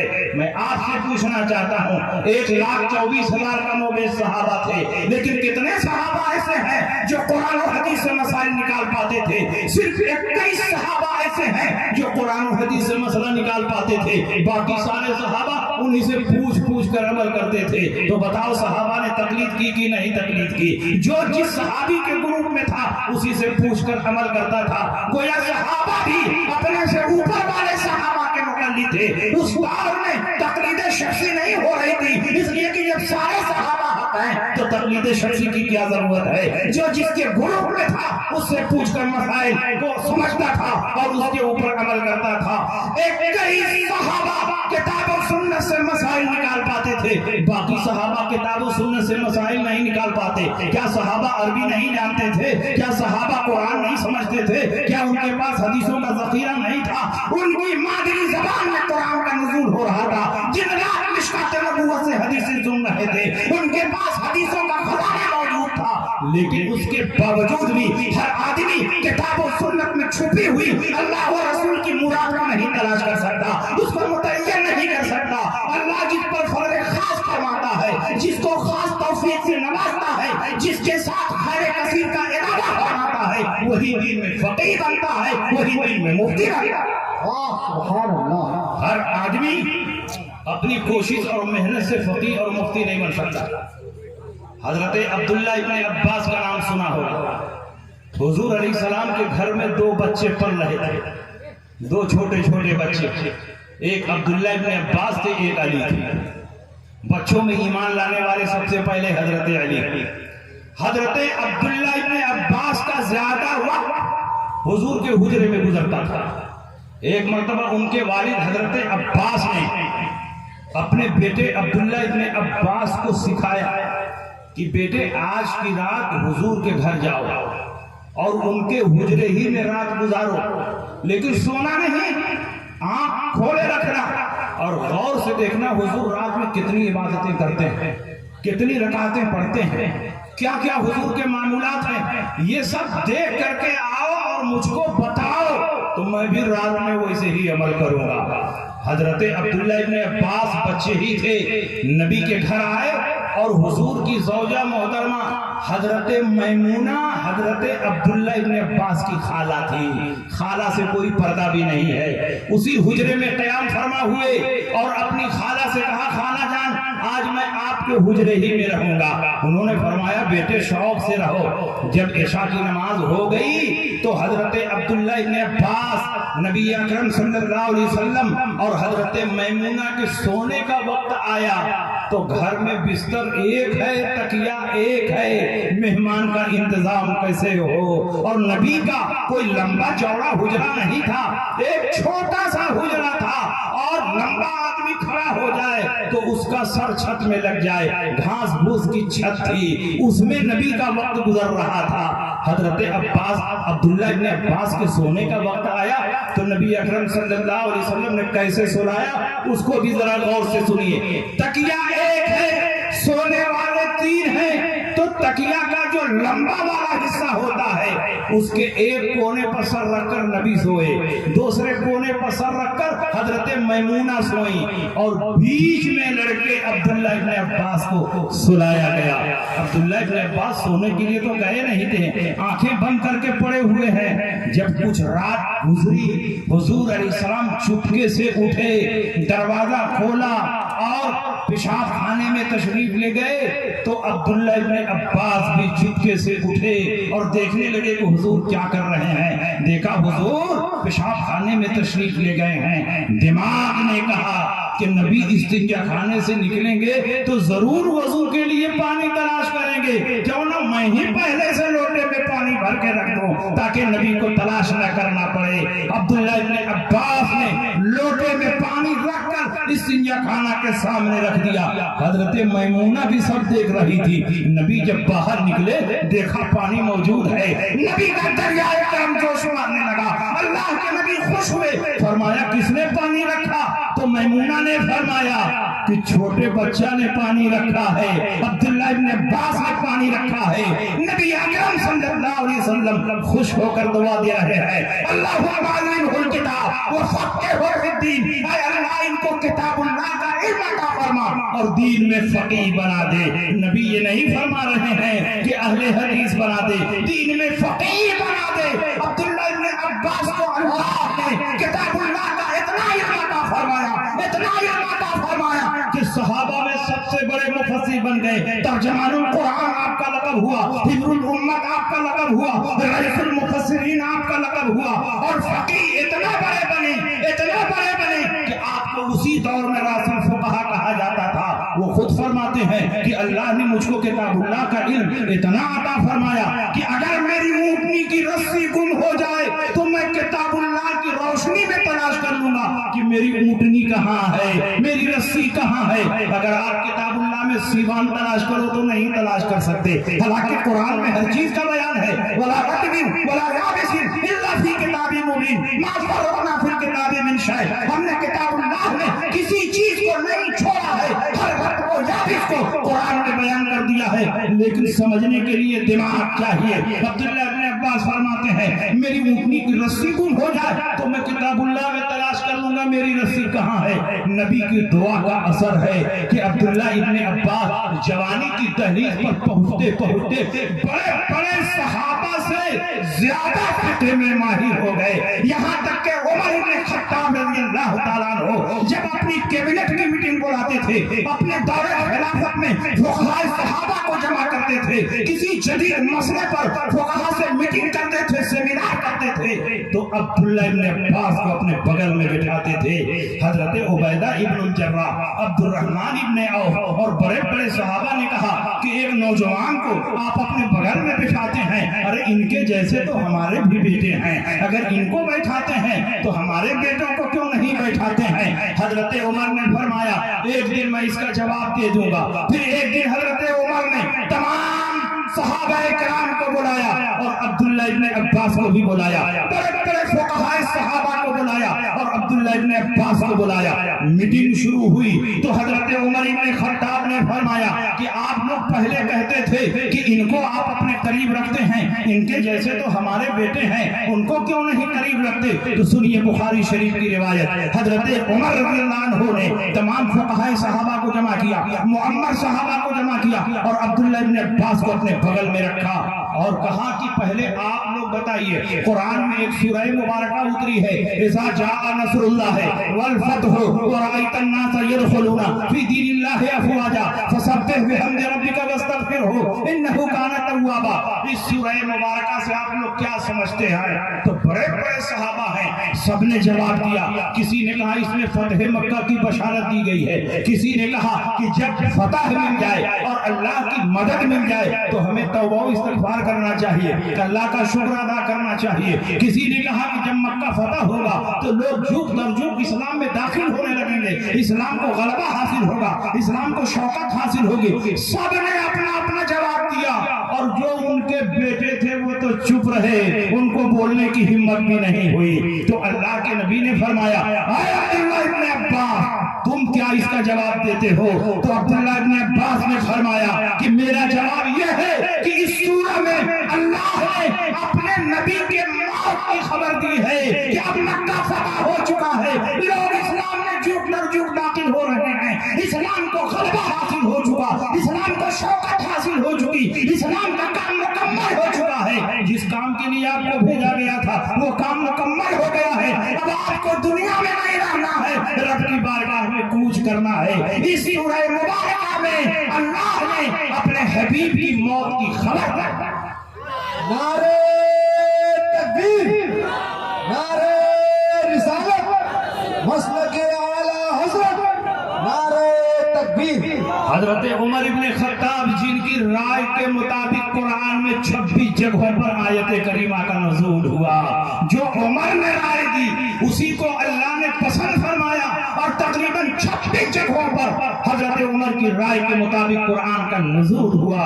हजरत उमर फरमाते हैं कि ऐ अब्दुल्लाह इब्न अब्बास, इस सूरह मुबारका का जो मतलब तुमने समझा है बहुत पहले से मैं यही मतलब समझ रहा हूँ। इसका मतलब यह हुआ कि हर आदमी दीन में फकीह नहीं बन सकता, आदमी अपनी कोशिश और मेहनत से फकीह नहीं बनेगा। फकीह वो होगा जिस पर अल्लाह फज़ल खास फरमाए, जिसके साथ अल्लाह खैर कसीर का इरादा फरमाए। इमाम आदम अबू हनीफा के जमाने में बड़े बड़े मुहद्दिसीन थे, बड़े बड़े फुक़हा थे, लेकिन इमाम आदम अबू हनीफा ने जितनी तेजी के साथ मसाइल का इस्तिंबात और इस्तिखराज किया है, उस दौर का बड़ा से बड़ा इमाम भी इमाम आदम अबू हनीफा का मुकाबला नहीं कर सकता। सुभान अल्लाह, सुभान अल्लाह। बेशक लेकिन आज बेशक ये जाहिल गैर मुक़ल्लिदीन जो उर्दू की चंद किताबें पढ़कर अपने आप को मुज्तहिद मुतलक समझते हैं, वो समझते हैं कि हम कुरान और हदीस से मसाइल का इस्तिंबात और इस्तिखराज कर लेंगे। कुरान और हदीस से मसला निकालना इतना आसान नहीं है। बड़े बड़े सहाबा ठोकर खा गए, कुरान और हदीस से मसला न निकाल सके। मैं उसकी एक मिसाल आपके सामने पेश करता। इस्लाम के इब्तिदाई दौर में इशा की नमाज के बाद ही से रमजानुल मुबारक में रोजा स्टार्ट हो जाता है। अभी रोजा तुलुए सुबह सादिक से स्टार्ट होता, लेकिन इब्तिदाए इस्लाम में इशा की नमाज पढ़ने के बाद रोजा स्टार्ट हो जाता था। खाना पीना अपनी बीवी से जमा करना हराम हो जाता था। एक दिन हजरत उमर ने अपनी ज़ौजा मोहतरमा के साथ इशा के बाद जमा कर लिया। हम लोग गुनाह करते हैं, छुपाते हैं, लेकिन सहाबे किराम से कोई गलती होती थी, नबी की बारगाह में आते थे, नबी के वसीले से तौबा और इस्तिग़फ़ार करते थे तो अल्लाह की रहमत नाज़िल हो जाती थी। हज़रत उमर इब्न खत्ताब आए, कहा या रसूल अल्लाह बहुत बड़ी गलती हो गई है, इशा के बाद रमजानुल मुबारक की रात में मैंने अपनी बीवी से जमा कर लिया है, मेरा क्या हुक्म है, मेरी क्या सजा है? रसूल पाक सल्लल्लाहु अलैहि वसल्लम अभी कोई जवाब देते कि जिब्रील अमीन नाजिल हो गए और कानून को बदल दिया गया। पहले इशा के बाद ही से रोजा स्टार्ट होता था, अब पूरी रात खाने पीने और बीवी से जमा करने की इजाजत दे दी गई। पुराना कानून मंसूख हो गया, नया कानून नाजिल हुआ। जिब्रील अमीन ने कुरान में एक लंबी चौड़ी आयत करीमा लेकर नबी की बारगाह में हाजिरी दी और पढ़कर सुना दिया, उहिल्ल लकुम लैलतस सियामी रफ़सु इला निसाइकुम हुन्ना लिबासुन लकुम व अंतुम लिबासुन लहुन्ना अलमल्लाहु अन्नकुम कुंतुम तख्तारून अनफुसकुम फताबा अलैकुम व अफ़ा अन्कुम फलआन बाशिरुहुन्ना वब्तगू मा कतबल्लाहु लकुम व कुलू वशरबू हत्ता यतबय्यन लकुमुल खैतुल अबयदु मिनल खैतिल अस्वद मिनल الفجر ثم اتموا الصيام الى الليل. اس آیت کریمہ میں حکم دیا گیا کہ آج سے روزے کی راتوں میں تمہارے لیے حلال کر دیا گیا کہ تم اپنی بیویوں کے پاس جاؤ, کھاؤ پیو, اپنی بیویوں سے جمع کرو, اور جو اولاد اللہ نے مقدر کی ہے ان اولاد کو تلاش کرو. اللہ کو علم ہے کہ تم نے اپنی جانوں پر خیانت کی ہے, لیکن تم نے توبہ کر لی تو اللہ نے تمہاری توبہ کو قبول فرما لیا ہے. اب کھاؤ پیو, کب تک کھاؤ پیو؟ اس وقت تک کھاؤ پیو جب تک سفید دھاگا کالے دھاگے سے ممتاز نہ ہو. ایک صحابی رسول نے اس آیت کریمہ کے اترنے کے بعد اپنے تکیہ کے نیچے ایک کالا دھاگا اور ایک سفید دھاگا رکھ لیا, کیونکہ اس آیت کریمہ میں فرمایا جا رہا ہے کلوا واشربوا حتی یتبین لکم الخیط الابیض من الخیط الاسود من الفجر. اس وقت تک کھاؤ پیو جب تک صبح کو سفید دھاگا کالے دھاگے سے مکمل طور پر امتیاز نہ ہو جائے. صحابی رسول نے اپنے سرہانے کالا دھاگا رکھ لیا, سفید دھاگا رکھ لیا, رات کو اٹھے سحری کی, اس کے بعد ہاتھ پر کالا دھاگا سفید دھاگا رکھ کر دیکھتے ہیں کوئی امتیاز نہیں ہو رہا ہے. پھر اس کے بعد سحری کھانا شروع کیا اور سو گئے, سو کر کے اٹھتے ہیں, پھر ہاتھ پر سفید دھاگا کالا دھاگا رکھ کر دیکھتے ہیں کوئی فرق نہیں ہو رہا ہے. پھر سحری کھانے لگے, رات بھر کھاتے رہے, سوتے رہے, کالا دھاگا سفید دھاگے میں فرق کرتے رہے, لیکن صبح ہو گئی کالے دھاگے اور سفید دھاگے میں فرق نہیں ہوا, یہاں تک کہ اجالا پھیل گیا. نبی کی خدمت میں حاضر ہوئے, کہا یا رسول اللہ آپ پر یہ آیت کریمہ اتری ہے کہ اس وقت تک کھاؤ اور پیو جب تک سفید دھاگا کالے دھاگے سے ممتاز نہ ہو جائے, الگ نہ ہو جائے. میں تو رات بھر ملاتا رہا, کھاتا رہا, سوتا رہا, ملاتا رہا, لیکن کالے دھاگے سفید دھاگے میں فرق نہیں پیدا ہوا, یہاں تک کہ دن کا اجالا پھیل گیا. جب یہ سوال کیا تو رسول پاک مسکرانے لگے اور سرکار نے فرمایا تم بہت بھولے ہو, یہاں لفظی معنی مراد نہیں ہے. الخیط الابیض کا معنی سفید دھاگا, الخیط الاسود کا معنی کالا دھاگا. صحابی رسول نے اس کے لفظ سے یہ نتیجہ نکالا کہ اس وقت تک کھانے کی اجازت ہے جب تک کالے دھاگے اور سفید دھاگے میں امتیاز نہ ہو جائے. لیکن رسول پاک نے جو مطلب بتایا وہ پوری امت کے لیے قابل عمل ہے. رسول پاک نے فرمایا کہ کالے دھاگے سے مراد رات ہے اور سفید دھاگے سے مراد دن ہے, تو اس وقت تک کھاؤ جب تک رات باقی ہے, اور جب صبح کا اجالا نکلنے لگے, صبح صادق طلوع ہونے لگے, تو اب کھانے پینے کی اجازت نہیں. ثم اتموا الصيام الى الليل. اب تو حکم ہے کہ روزے کو غروب آفتاب تک پورا کرو. میں پوچھنا چاہتا ہوں صحابی رسول نے کیا غلط معنی نکالا تھا؟ الخیط الابیض کا معنی تو سفید ہے, الخیط الاسود کا معنی کالا دھاگا ہے, تو انہوں نے کوئی غلط مطلب نہیں نکالا تھا. ڈکشنری میں جو معنی ہے وہی معنی انہوں نے نکالا تھا, لیکن کبھی کبھی جو لفظ کا ظاہر ہے وہ مراد نہیں ہوتا, اور جو مراد ہے وہاں ہر آدمی کا دماغ نہیں پہنچتا, وہاں اس کا دماغ پہنچتا ہے جس کو اللہ نے فقیہ بنایا ہے, جس کو اللہ نے محقق بنایا ہے. ہر آدمی اللہ و رسول کی مراد کو نہیں پہچان سکتا, بلکہ جو دین میں فقیہ ہوتا ہے وہ اللہ و رسول کی مراد کو سمجھتا ہے. نعرہ تکبیر, نعرہ رسالت, مفتی شمشاد صاحب قبلہ, نعرہ تکبیر. اور اس معاملے میں امام اعظم ابو حنیفہ کے اجتہاد کو اگر میں پیش کروں تو بات بہت لمبی ہو جائے گی, لیکن خطبہ کی لسٹ بہت زیادہ ہے اور ہر ایک کو موقع ملنا چاہیے, ہر ایک کو تقریر کرنا چاہیے. انشاءاللہ ایک مثال اور سنیے, یہ بھی بخاری سے. رسول پاک سید عالم صلی اللہ علیہ وسلم کے صحابہ کہیں جنگ میں جا رہے تھے. ایک صحابی رسول کو چوٹ لگی, وہ زخمی ہو گئے, ان کو اٹھا کر خیمے میں لایا گیا. جسم سے بہت سارا خون نکل گیا, ضعف و نقاہت طاری ہو گئی. رات کو جب صحابی رسول سوتے ہیں کڑاکے کی سردی تھی، ٹھنڈک پڑ رہی تھی اور احتلام ہو گیا، نائٹ فال ہو گیا. جب صبح ہوئی فجر کی نماز پڑھنے کے لیے بے چین و بے قرار ہوئے. اپنے ساتھ والے صحابہ سے پوچھا کہ مجھ کو نہانے کی حاجت ہے لیکن میں زخمی ہوں، جسم سے بہت سارا خون نکل چکا ہے، ذوف و نقاہت طاری ہے اور کڑاکے کی سردی پڑ رہی ہے، پانی بالکل ٹھنڈا ہے. اگر میں پانی سے غسل کروں تو جان جانے کا خطرہ ہے. کیا ایسی صورت میں مٹی سے تیمم کر کے فجر کی نماز پڑھ سکتا ہوں کہ نہیں پڑھ سکتا ہوں؟ تو ساتھ والے صحابہ نے کہا کہ نہیں پڑھ سکتے ہو، اس لیے کہ تم پانی پا رہے ہو. جب پانی مل رہا ہے تو تم کو غسل کرنا ضروری ہے، تیمم نہیں کر سکتے. اس لیے کہ قرآن میں اللہ نے فرمایا فَلَمْ تَجِدُوا مَاءً فَتَيَمَّمُوا صَعِيدًا طَيِّبًا. پانی نہ پاؤ تب پاک مٹی سے تیمم کرو. تم تو پا رہے ہو اس لیے تم کو تیمم کی اجازت نہیں ہے. انہوں نے ان صحابہ کی بات مان کر کے ٹھنڈے پانی سے نماز کی محبت میں زخمی حالت میں غسل کیا، فجر کی نماز ادا کی اور کچھ ہی دیر کے بعد ان کا انتقال ہو گیا. نبی اکرم صلی اللہ علیہ وسلم کو جب اطلاع ملی، آپ تشریف لائے، پورا واقعہ بیان کیا گیا تو آپ نے فرمایا کس نے یہ مسئلہ بتایا تھا کہ یہ تیمم کر کے نماز نہیں پڑھ سکتے، ان کے لیے ٹھنڈے پانی سے غسل کرنا لازم اور ضروری ہے؟ کہا گیا فلاں فلاں نے یہ مسئلہ بتایا تھا.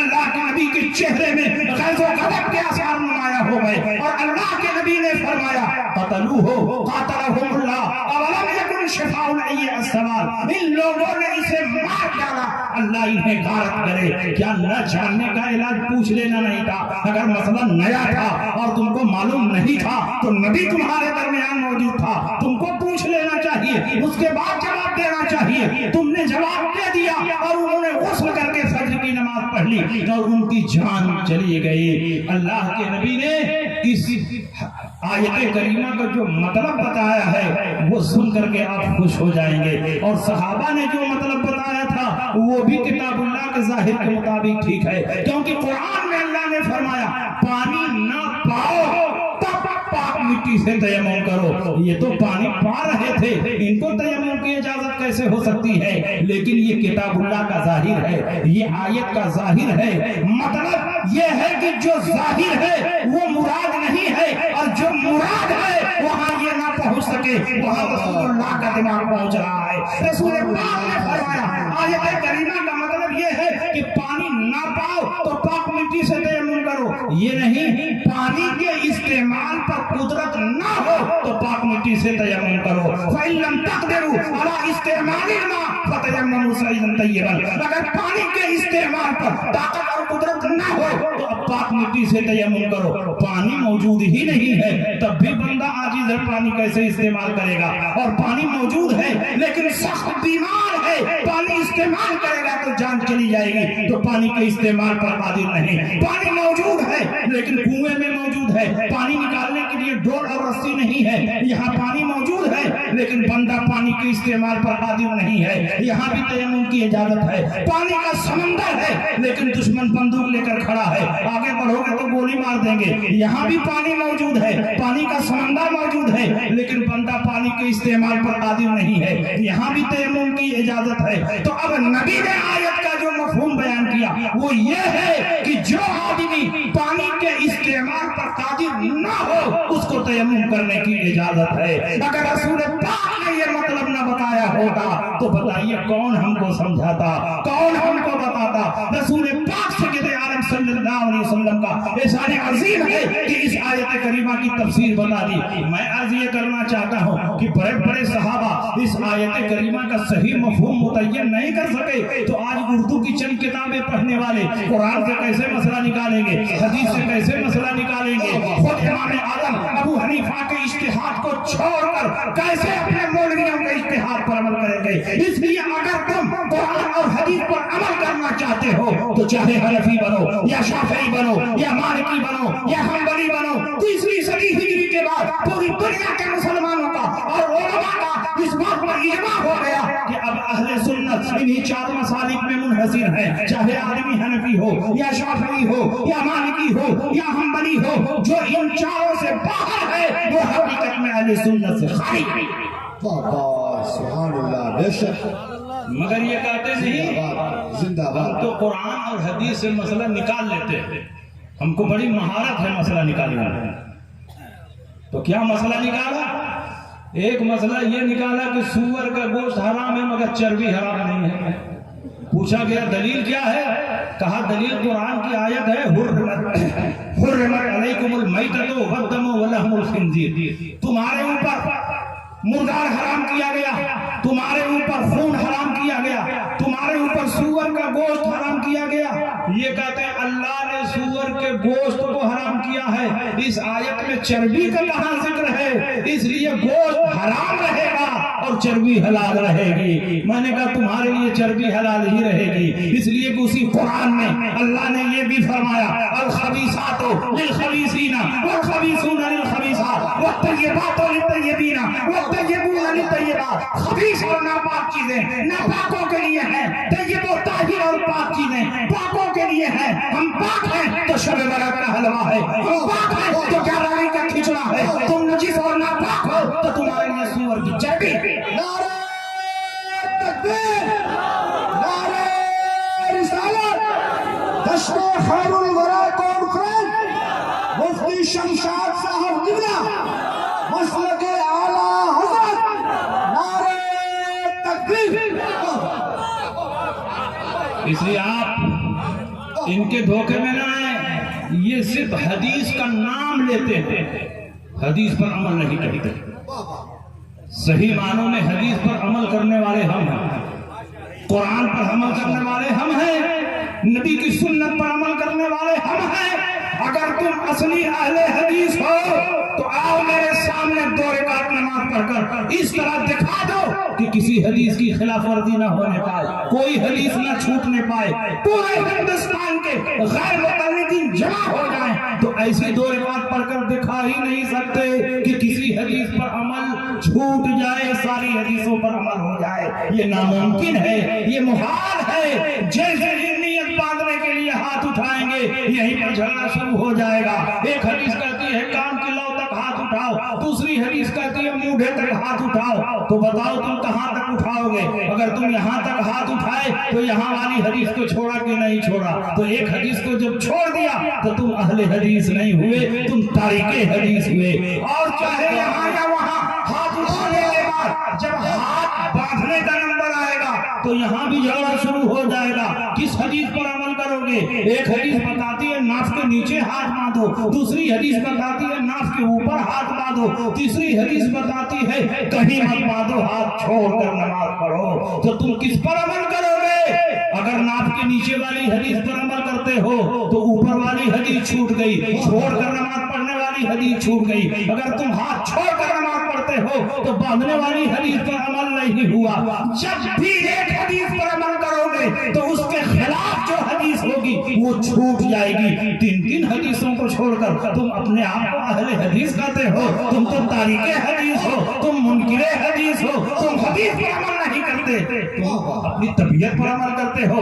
الحمدللہ ہم لوگوں کو یہ تکلف کی ضرورت نہیں ہے. جہاں جہاں حدیثوں میں ٹکراؤ ہوتا ہے تو ہم یہ تلاش کرتے ہیں کہ رسول اللہ کی سنت کیا ہے، اس لیے کہ ہم اہل حدیث نہیں ہیں، اہل سنت ہیں. جب بات باندھنے کا نمبر آیا تو ہم نے دیکھا کہ 4 حدیثیں موجود ہیں. ایک حدیث بتاتی ہے ناف کے نیچے ہاتھ باندھو، ایک حدیث بتاتی ہے ناف کے اوپر ہاتھ باندھو، ایک حدیث بتاتی ہے ہاتھ چھوڑ کر نماز پڑھو، اور ایک حدیث جو سب سے زیادہ ضعیف اور کمزور ہے وہ یہ ہے کہ سینے پر ہاتھ باندھو. تو ضعیف لوگوں نے اسی ضعیف حدیث کو پکڑ لیا اور کہا ہم اسی حدیث پر عمل کرتے ہیں. یہ 4 حدیثیں ہیں لیکن ہمیں تکلف میں پڑھنے کی ضرورت نہیں، کیونکہ ان 4 حدیثوں میں سنت کیا ہے وہ ہم نے تلاش کر لیا، وہ ہم نے پا لیا. حضرت علی فرماتے ہیں فَإِنَّ مِنَ السُّنَّةِ وَضْعَ الْيَمِينِ عَلَى الْيَسَارِ تَحْتَ السُّرَّةِ. یہ بات سنت سے ہے کہ دائیں ہاتھ کو بائیں ہاتھ پر رکھ کر ناف کے نیچے باندھا جائے. وہ صرف حدیث ہے اور یہ سنت ہے. تو بتاؤ حدیث پر عمل کرو گے کہ سنت پر عمل کرو گے؟ ہم اہل سنت ہیں اس لیے سنت پر عمل کرتے ہیں، اس لیے کہ سنت پر عمل کرو گے تو حدیث پر عمل ہو جائے گا، اور حدیث پر عمل کرو گے تو ضروری نہیں کہ رسول اللہ کی سنت پر عمل ہو، اس لیے کہ ہر سنت حدیث ہے لیکن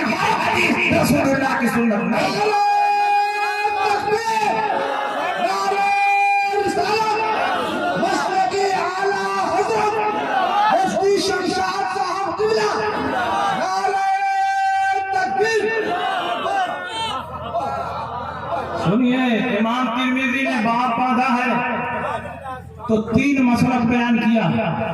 इमाम तिरमिजी के जमाने में तो आला हजरत नहीं न थे। इमाम तिरमिजी ने बाप बांधा कि हाथ कहां बांधा जाए तो 3 मसलक बयान किया। पहला मसलक अबू हनीफा और उनके मानने वालों का, और वो हाथ के नीचे बांधते हैं। दूसरा मसलक इमाम शाफी और उनके मानने वालों का, वो नाफ के ऊपर हाथ बांधते हैं। तीसरा मसलक इमाम मालिक का, वो हाथ छोड़कर नमाज पढ़ते हैं।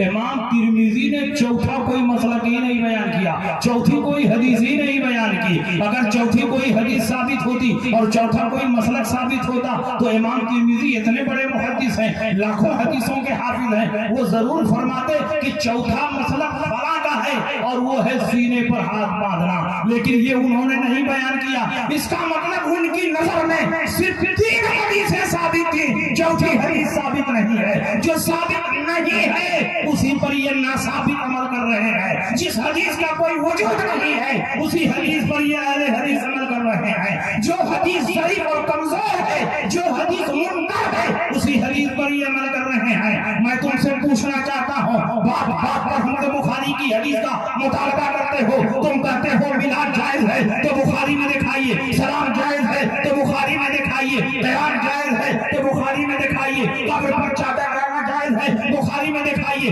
फातिहा करना जायज है बुखारी में दिखाइए, इशारे सवाब जायज है बुखारी में दिखाइए। मैं तुमसे पूछना चाहता हूँ कि क्या तुम भी बुखारी में दिखा सकते हो? सीने पर हाथ बांधना जायज है तो बुखारी में दिखाओ। पूरे दुनिया के गैर मुकर्रिर जमा हो जाए तो सीने पर हाथ बांधने की एक ही हदीस भी सिहाए सित्ता में नहीं दिखा सकते। बुखारी में क्या दिखाएंगे? तिरमिजी में भी नहीं, मुस्लिम में भी नहीं, अबू दाऊद में भी नहीं, इब्न माजा में भी नहीं, मुस्नद इमाम अहमद इब्न हंबल में भी नहीं, बैहक़ी में भी नहीं, दारमी में भी नहीं, मुवत्ता इमाम मालिक में भी नहीं, किताबुल आसार में भी नहीं, सुनन में भी नहीं। इनकी एक किताब है सही इब्न खुज़ैमा। एक गैर मुक़ल्लिद से पूछा, बताओ हमसे बात बात पर रसूल पाक की हदीस का मुतालबा करते हो और वो भी बुखारी वाली हदीस चाहिए। ऐसा लगता है कि रसूल पाक ने अपने जमाने में फरमाया था कि सिर्फ बुखारी की हदीस पर अमल करना और किसी हदीस पर अमल न करना। अगर रसूल पाक का ऐसा कोई कौल हो तो पेश करो। नबी के जमाने में न बुखारी शरीफ थी न इमाम बुखारी थे। 3री सदी हिजरी में बुखारी लिखी गई, 3री सदी हिजरी में इमाम बुखारी पैदा हुए। मेयार ये नहीं है बुखारी में दिखाओ, मेयार ये होना चाहिए कि सही हदीस में दिखाओ। सही हदीस जहां मिलेगी वहां वहां अमल होगा। इमाम बुखारी को 1 लाख सही हदीसें याद की। ये तुम भी लिखते हो, हम भी लिखते हैं, पूरी दुनिया के उलमा का इस बात पर इजमा और इत्तेफाक है कि इमाम बुखारी को 1 लाख सही हदीसें याद थी। लेकिन बुखारी शरीफ में कुल 8,500 हदीसें हैं। तारीखात और मुकर्ररात को निकाल दिया जाए तो कुल 4,500 हदीसें हैं। बाकी 95-96,000 हदीसें कहाँ चली गई? जब 1 लाख सही हदीसें याद थी तो बुखारी में 1 लाख नहीं है तो 4-5 हजार हदीसें हैं। बाकी 95,000 हदीसें कहाँ गई? तो मानना पड़ेगा जैसे बुखारी में सही हदीस है, मुस्लिम में भी है, तिरमिज़ी में भी है, अबू दाऊद में भी है, नसई में भी है, इब्न माजा में भी है, किताबुल आसार में भी है, मुवत्ता इमाम मालिक में भी है, मुवत्ता इमाम मोहम्मद में भी है। जहां जहां रसूल पाक की सही हदीस मिलेगी वहां वहां हम अमल करेंगे। हमने हमारे बुखारी का कलमा नहीं पढ़ा, हमने रसूलुल्लाह का कलमा पढ़ा है। जहां जहां रसूल पाक की सही हदीस मिलेगी वहां वहां हम अमल करेंगे।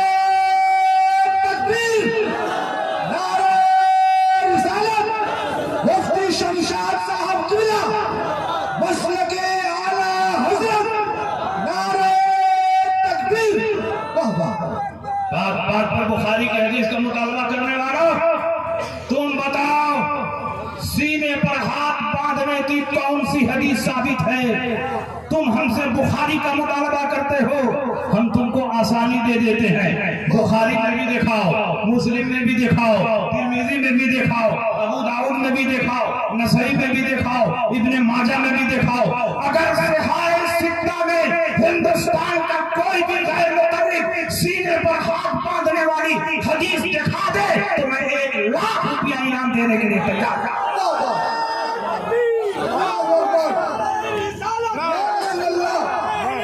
जिंदाबाद जिंदाबाद जिंदाबाद।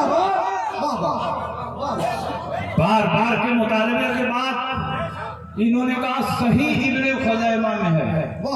اتنی ساری کتابیں چھوڑ کر صحیح ابن خزیمہ میں پہنچے. کیا بخاری کی حدیث عمل کرنے کے لائق نہیں تھی؟ مسلم کی حدیث پر نہیں عمل کر سکتے تھے؟ ترمذی، ابو داؤد، نسائی، ابن ماجہ کی حدیث پر نہیں عمل کر سکتے تھے؟ صحیح ابن خزیمہ میں چلے گئے. اور چلو چلے بھی گئے تو وہ حدیث پہلے ثابت تو ہو.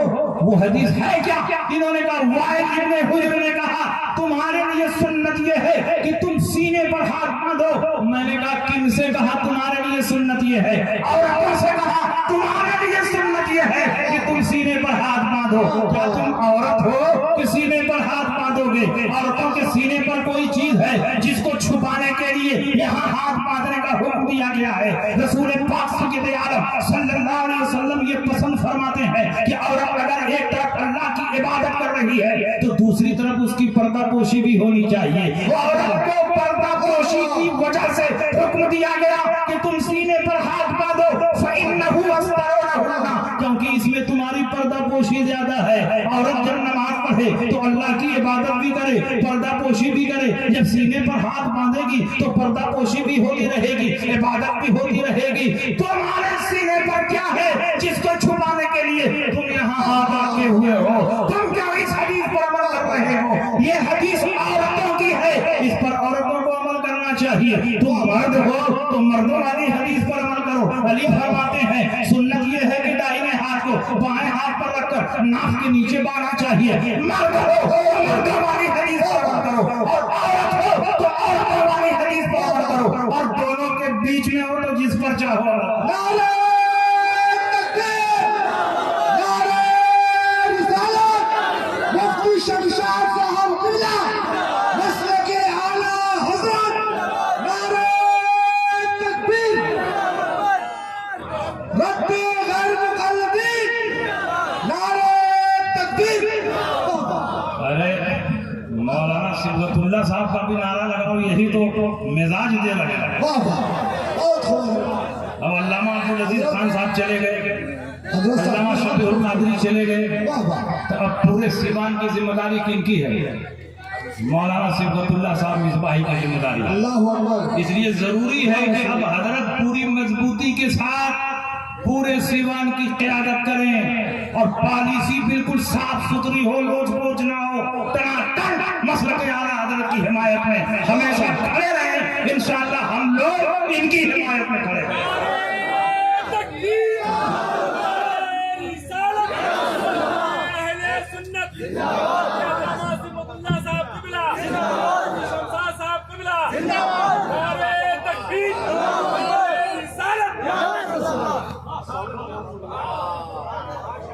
دیکھیے آج کے دور میں فتنے بہت بڑھ رہے ہیں. ان سارے فتنوں کا منہ توڑ جواب مسلک اعلیٰ حضرت ہے. صلح کلیت بڑی تیزی کے ساتھ بڑھ رہی ہے. ایسے لوگوں کی تعداد کم نہیں ہے جو کہتے ہیں کسی کو برا بلا نہ کہو، وہ اپنی مسجد میں ہم اپنی مسجد میں، ان کا ایمان ان کے ساتھ، ہمارا ایمان ہمارے ساتھ، ان کا عمل ان کے ساتھ، ہمارا عمل ہمارے ساتھ. ایسے لوگ بہت پیدا ہو چکے ہیں جو صلح کلیت کو بڑھاوا دے رہے ہیں. کسی کلمہ گو کو کافر نہ کہو، کسی کلمہ گو کو برا بھلا نہ کہو، کسی کلمہ گو پر اعتراض نہ کرو. جلسوں میں کسی کے خلاف تقریر نہیں ہونی چاہیے، سارے کلمہ گو کو ملا کر چلنا چاہیے. میں آپ سے پوچھنا چاہتا ہوں اگر ہر کلمہ گو حق پر ہوتا، ہر کلمہ گو مسلمان ہوتا، تو نبی اکرم صلی اللہ علیہ وسلم کے وصال کے بعد صدیق اکبر خلیفہ ہوئے، اور جیسے ہی خلیفہ ہوئے کچھ لوگوں نے زکوٰۃ کی فرضیت کا انکار کر دیا اور کہا ہم نماز پڑھیں گے، روزہ رکھیں گے، لیکن زکوٰۃ نہیں دیں گے. زکوٰۃ کی فرضیت کے منکر ہو گئے. حضرت صدیق اکبر نے فرمایا جو زکوٰۃ کی فرضیت کا منکر ہو گیا میں اس سے جہاد کروں گا. اگر نبی کے زمانے میں بکری کا ایک بچہ بھی دیتے تھے تو جب تک وہ ادا نہیں کر لیں گے میں ان سے جہاد کروں گا. حضرت عمر نے کہا آپ कैसे उनसे जिहाद करेंगे, वो तो कलमा पढ़ते हैं। और नबी ने फरमाया मन काला ला इलाहा इल्लल्लाह फक़द दखलल जन्नह, जिसने ला इलाहा इल्लल्लाह पढ़ दिया वो जन्नत में चला गया। तो ये तो जन्नती लोग हैं, इनसे कैसे आप जिहाद करेंगे। लेकिन कुर्बान जाइए सिद्दीक़ अकबर रज़ी अल्लाह ताला अन्हु के इल्म पर कि जहां बड़े बड़े सहाबा हैरान थे, सिद्दीक़ अकबर ने उनकी रहनुमाई फरमाई। हजरत सिद्दीक़ अकबर ने फरमाया कि जब दो हदीस हो, एक हदीस मुख्तसर हो और एक हदीस तफसीली हो, तो दोनों को मिला करके मतलब निकालना चाहिए। दूसरी हदीस में रसूल पाक ने फरमाया मन क़ाला ला इलाहा इल्लल्लाह फक़द असमा मिन्नी मा लहु व दिमाहु इल्ला बिहक़्क़िल इस्लाम, जिसने ला इलाहा इल्लल्लाह पढ़ लिया उसने अपनी जान को महफूज कर लिया, अपने माल को महफूज कर लिया। इल्ला बिहक़्क़िल इस्लाम, लेकिन हक़ इस्लाम आ जाए तो जान भी नहीं जाएगी, माल भी आ जाएगा। अगर किसी मुसलमान को ना हक कत्ल कर दे तो अब ला इलाहा इल्लल्लाह नहीं देखा जाएगा, हक़ इस्लाम की वजह से किसास में उसे कत्ल किया जाएगा। और अगर ज़कात की फर्जियत का मुनकिर हो जाए तो ज़कात भी हक़ इस्लाम है, उसकी वजह से उसकी जान भी ली जाएगी और उसका माल भी लिया जाएगा। सिद्दीक़ अकबर ने क़यामत तक के मुसलमानों को बता दिया कि सिर्फ कलमा पढ़ लेना काफी नहीं है, कलमा पढ़ने के साथ साथ जब तक तमाम ज़रूरियात दीन को वो मान न ले उस वक्त तक मुसलमान नहीं होगा। ज़कात की फर्जियत ये ज़रूरियात दीन से है। उन्होंने एक अमर ज़रूरी का इनकार किया तो सिद्दीक़ अकबर ने जिहाद किया। और ये वहाबी देवबंदी हजारों ज़रूरियात दीन का इनकार कर रहे हैं। इन्होंने अपनी किताब में लिखा कि खातमुन नबिय्यीन का वो माना नहीं जो सहाबा समझते थे। खातमुन नबिय्यीन का माना आखिरी नबी नहीं है, असली नबी है। इसलिए नबी के बाद अगर कोई नबी आ जाए तो आपकी खातमियत में कोई फर्क नहीं पड़ेगा। जिसका ये अकीदा हो कि नबी के बाद कोई नबी आ सकता है वो काफिर और मुर्तद है। मैं ये नहीं कहता।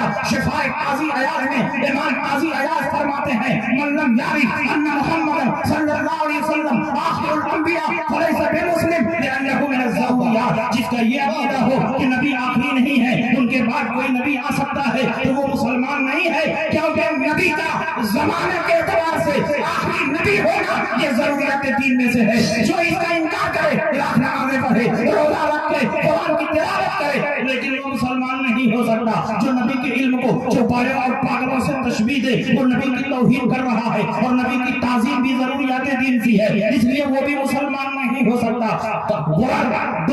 बज़ारिया फतावा खैरिया में लिखा है वक़द अजमअल उलमा अला अन्ना मन शतमहु व कज़्ज़बहु औ आबहु औ तनक़्क़सहु फ़क़द कफ़र बिल्लाहि तआला व बाना मिन्हु इमरातहु।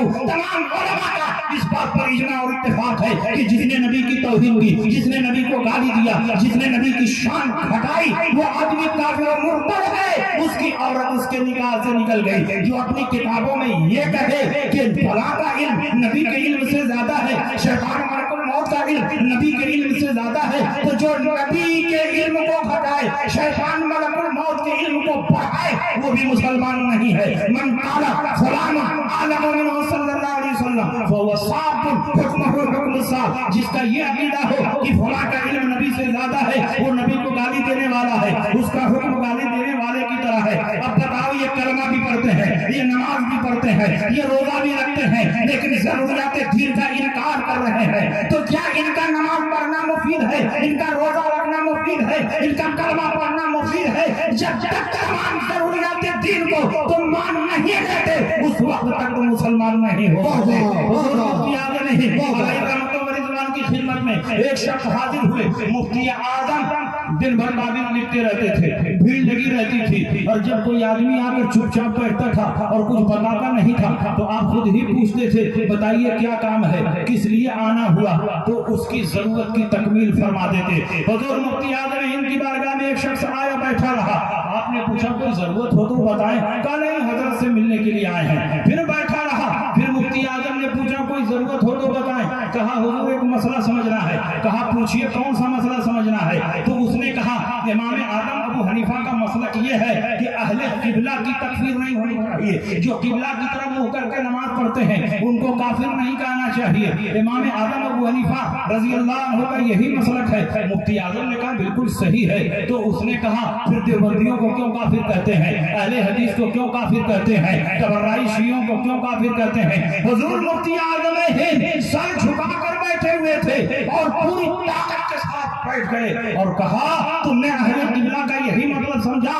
اٹھاؤ شانی، علامہ شانی نے جلد رابع میں یہ لکھا ہے لا خلاف فی کفر المخالف فی ضروریات الاسلام وان کان اہل القبلۃ الموافق طول اللیل والنہار۔ وہ آدمی جو قبلہ کی طرف منہ کر کے نماز پڑھ رہا ہو، رات و دن اللہ کی عبادت کر رہا ہو، اگر ضروریات دین میں سے کسی بات کا انکار کر جائے تو اس کے کافر ہونے میں کوئی شک نہیں ہے۔ اس کا مطلب یہ ہوا کہ اہل قبلہ وہ ہے جو تمام ضروریات دین کو مانے، اہل قبلہ وہ ہے جو تمام ضروریات دین کو تسلیم کرے۔ صرف کعبہ کی طرف منہ کر کے نماز پڑھنے سے کوئی اہل قبلہ نہیں ہو سکتا۔ نبی نے منافقین کو تو مسجد نبوی سے باہر کیا، کیا منافقین کعبہ شریف کی طرف منہ کر کے نماز نہیں پڑھتے تھے؟ نماز پڑھتے تھے، اور معمولی امام کے پیچھے نہیں، امام الانبیاء کے پیچھے، سید المرسلین کے پیچھے۔ اس کے باوجود ان کے دل میں نبی کی تعظیم نہیں تھی، اور نبی کی تعظیم ضروریات دین سے ہے، تو اللہ نے وہی کے ذریعے ان کے ناموں کی خبر دی۔ نبی نے جمعہ کا خطبہ دیتے ہوئے فرمایا یا فلاں اخرج فإنک منافق، اے فلاں تم نکل جا کے منافق ہو، اے فلاں تم نکل جا کے منافق ہو، اے فلاں تم نکل جا کے منافق ہو۔ نبی نے منافقین کو اپنی مسجد سے کیوں باہر کیا؟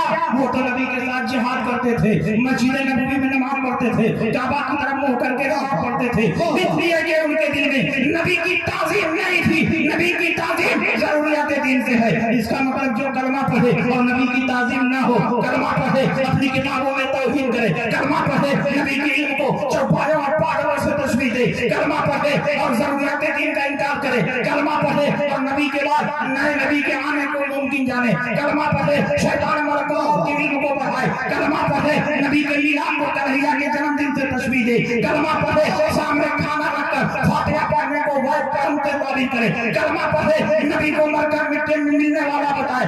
ایسا آدمی لاکھ کلمہ پڑھے لیکن مسلمان نہیں ہوگا۔ نعرہ تکبیر، نعرہ رسالت، مفتی شمشاد صاحب قبلہ، مسلک اعلیٰ حضرت۔ اس لیے آپ چوکنا رہو، ہوشیار رہو، الگ رہو، دور رہو، اس لیے کہ اگر ان کے ساتھ اتحاد پیدا کرنے کی کوشش کرو گے تو نقصان تمہارا ہی ہوگا، ان کا کچھ بھی نہیں بگڑے گا۔ جب حلوہ اور گوبر کو ایک کرنے کی کوشش کی گئی تو نقصان حلوے کا ہوا، گوبر کا کچھ بھی نقصان نہیں ہوا۔ حلوہ جو دسترخوان کی زینت تھا، مہمان کی مہمان نوازی کا ذریعہ تھا، ضیافت کا وسیلہ تھا، کسی کو خوش کرنے کا سامان تھا، جیسے ہی گوبر کے ساتھ ٹچ ہوا آپ نے حلوے کو دسترخوان سے اٹھا کر کوڑا دان میں پھینک دیا، عزت کی جگہ سے ذلت کی جگہ میں ڈال دیا۔ گوبر کا کیا بگڑا؟ وہ تو پہلے سے کوڑا دان میں جانے والا تھا، حلوہ سے ٹچ ہونے کے بعد بھی کوڑا دان میں پہنچا، اس کا کوئی نقصان نہیں ہوا۔ نقصان ہوا تو حلوے کا ہوا، نقصان ہوا تو حلوے کا ہوا، عزت کی جگہ سے ذلت کی جگہ میں حلوہ پہنچا۔ اگر ان وہابیوں دیوبندیوں سے تم اتحاد کرو گے تو نقصان تمہارا ہوگا، ان کا کچھ بھی نقصان نہیں ہوگا، اس لیے کہ ان کے پاس کچھ بچا ہی نہیں جو برباد ہو جائے، ان کا سب برباد ہو چکا ہے۔ تمہارے سینے میں ایمان کا قیمتی سونا موجود ہے، اگر اس دولت کی حفاظت کرنا چاہتے ہو تو دین کے دشمنوں سے دوری اختیار کرو۔ بہت مذہبوں کی صحبت تمہارے ایمان کے لیے زہر قاتل ہے، اس لیے اگر ایمان کی سلامتی چاہتے ہو تو دین کے دشمنوں سے دوری اختیار کرو۔ یہی پیغام قرآن کا ہے۔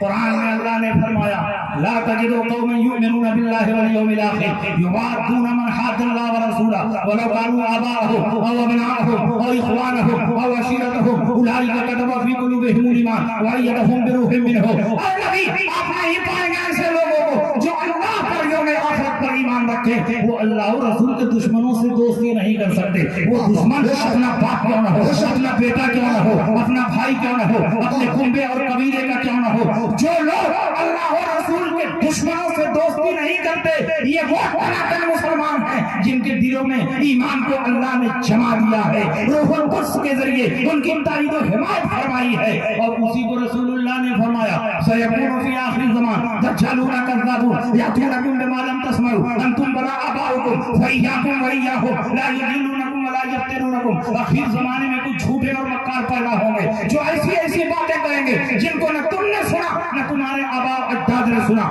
تم ان سے دور رہنا, ان سے الگ رہنا, کہیں ایسا نہ ہو کہ یہ گمراہ کر دیں, تم کو فتنے میں مبتلا کر دیں. اور یہی تعلیم نبی نے بھی دی. نبی نے یہ بھی بتایا یہ نمازیں بہت پڑھیں گے, روزہ بہت رکھیں گے, قرآن کی تلاوت بہت کریں گے, بڑی بڑی مسجدیں بنائیں گے, بڑے بڑے مدارس بنائیں گے, اتنی نمازیں پڑھیں گے کہ تم اپنی نمازوں کو ان کی نمازوں کے آگے ہلکی سمجھو گے, اپنے روزوں کو ان کے روزوں کے آگے مختصر سمجھو گے, اپنے اعمال صالحہ کو ان کے اعمال کے سامنے مختصر سمجھو گے. تو حقیقون صلاتکم عند صلاتہم وصیامکم عند صیامہم واعمالکم عند اعمالہم یتلون القرآن ولا یجاوز تراقیہم. قرآن کی تلاوت کریں گے مگر تلاوت ان کے حلق کے نیچے نہیں اترے گی. ویقولون من قول خیر البریہ, بات بات پر رسول پاک کی حدیثیں پیش کریں گے. تو کیا نماز پڑھنے کی وجہ سے مسلمان ہوں گے, روزہ رکھنے کی وجہ سے مسلمان ہوں گے, قرآن کی تلاوت کرنے کی وجہ سے مسلمان ہوں گے؟ نہیں. یمرقون من الدین کما یمرق السہم من الرمیہ, دین سے ایسے ہی باہر ہوں گے جیسے تیر کمان سے باہر ہو جاتا ہے. نبی نے ایک اور واضح پہچان بتا دی, سیماہم التحلیل و مشمر الوضوء. ان کی پہچان یہ ہوگی کہ یہ سر پھوٹ چھلوائیں گے اور پاجامہ بہت اونچا پہنیں گے. نبی نے کیوں علامت بیان کی, نبی نے کیوں نشانی بیان کی؟ تاکہ تم ان سے دور رہو, ان سے الگ رہو, اپنے ایمان کی حفاظت کرو. آج کے جلسے کا یہی پیغام ہے جو اعلیٰ حضرت نے دنیا والوں کو دیا. دشمن احمد پہ شدت کیجیے, ملحدوں کی کیا مرمت کیجیے, غائب میں جل جائیں بے دینوں کے دل, یا رسول اللہ کی کثرت کیجیے چرچا ہونے کا صبح شام, جامع کافر پر قیامت کیجیے, مثل فارغ زلزلے ہونے میں ذکر آیت ولادت کیجیے. شرک ٹھہرے جس میں تعظیم حبیب, اس برے مذہب پہ لعنت. نعرہ تکبیر, نعرہ رسالت, مفتی شمشاد صاحب قلعہ, مسلک اعلیٰ حضرت, نعرہ تکبیر. بس میری تقریر ختم ہو گئی. انشاءاللہ پھر کبھی موقع آئے گا تو اور تفصیل کے ساتھ. ارے حضور حضور 1.5 گھنٹہ آپ نے کہا تھا, میں نے 1.5 گھنٹہ گھڑی دیکھ 10 منٹ سننا چاہتے ہیں. اور کہیں نعت خان لوگ ناراض ہو گئے تب کیا ہوا؟ ناراض نہیں ہوں گے. نعت خان تو چاہتے ہیں کب مقرر چلے جائیں یہاں سے, جلدی سے بھاگیں یہاں سے, ہم لوگ ہو ہا کو مچائیں اسٹیج پہ. علماء ہمارے سپورٹ میں ہیں, اس لیے کہ جو علم ہوتا ہے وہ علمی باتوں کو بہت پسند کرتا ہے. ہمارے محدثین ایک ایک حدیث کو سننے اور لینے کے لیے کئی 100 میل کا سفر کرتے ہیں. حضرت ابو ایوب انصاری رضی اللہ تعالیٰ عنہ صرف ایک حدیث کو سننے کے لیے عقبہ ابن عامر سے مدینہ منورہ سے مصر کا سفر کر کے گئے.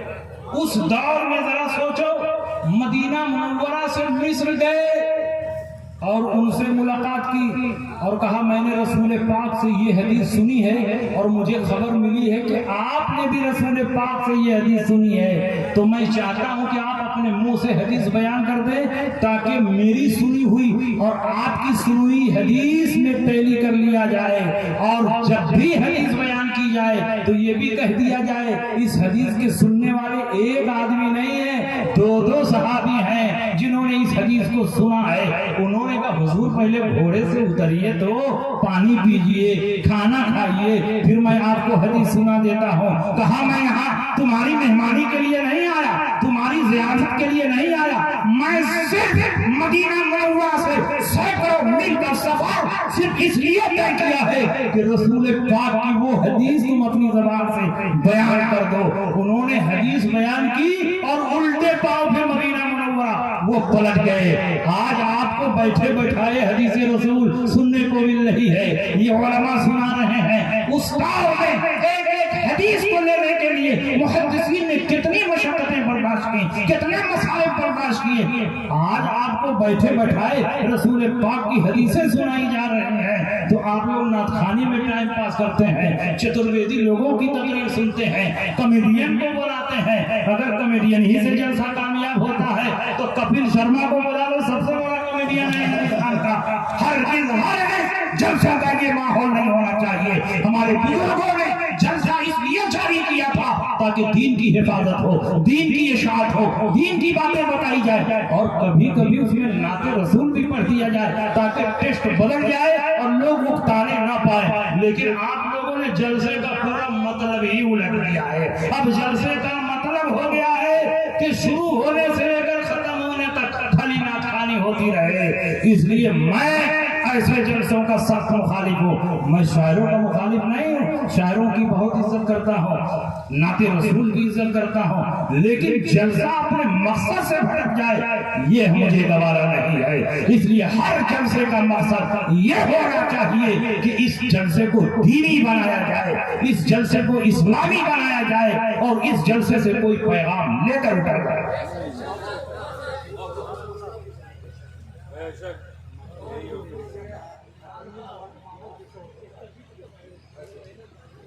ٹھیک 10 منٹ کا ٹائم ہے اور میں تقریر کر دیتا ہوں. اعلیٰ حضرت امام احمد رضا اپنے دور میں غوث پاک کے نائب مطلق اور خلیفہ اعظم بن کر آیا. بے شک غوث پاک نے ہر دور میں کسی نہ کسی عالم ربانی کو اپنا نائب بنایا, اور اعلیٰ حضرت اپنے دور میں غوث پاک کے نائب مطلق تھے. یہ میں نہیں کہتا, بڑے بڑے ولیوں کے خواب میں آ کر خود سرکار غوث پاک نے فرمایا کہ اس وقت میرا نائب ہندوستان میں مولانا احمد رضا خان بریلوی ہے.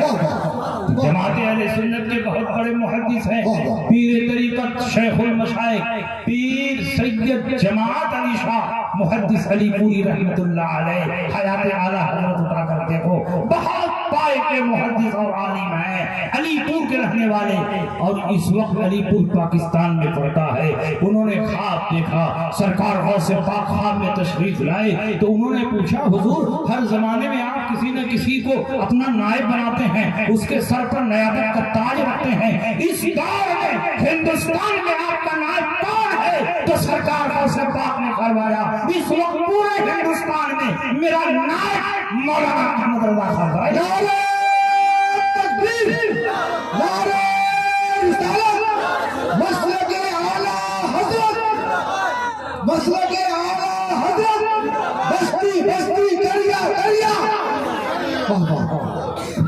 اور جب اعلیٰ حضرت کی روحانیت اور ولایت میں اور اضافہ ہوا تو شرقپور کے رہنے والے پیر طریقت شیخ المشائخ حضرت علامہ پیر محمد شرقپوری نے خواب دیکھا.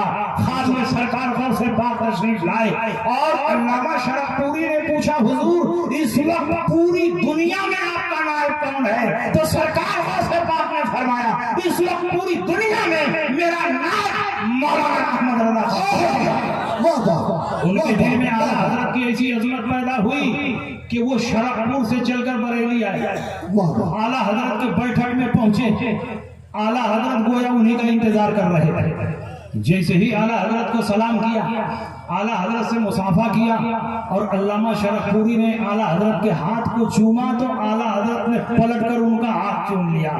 علامہ شرقپوری نے کہا حضور میں تو پہلی بار آپ کے پاس آ رہا ہوں, میں نے اپنا نام نہیں بتایا, اپنا نسب نہیں بتایا, اپنا تعارف نہیں کروایا, میں نے تو اس لیے آپ کا ہاتھ چوما کہ آپ ہندوستان کے سب سے بڑے عالم اور فقیہ ہیں. تو اعلیٰ حضرت فرماتے ہیں کہ تم نے عالم ہونے کی حیثیت سے میرا ہاتھ چوما, اور میں نے اس لیے ہاتھ چوما کہ جو خواب میں غوث پاک کو دیکھ کر آ رہا ہو وہ اس لائق ہے کہ اس کا ہاتھ نہیں اس کا پاؤں بھی چوما جائے, اس لیے میں نے تمہارے ہاتھ کو بوسا دیا.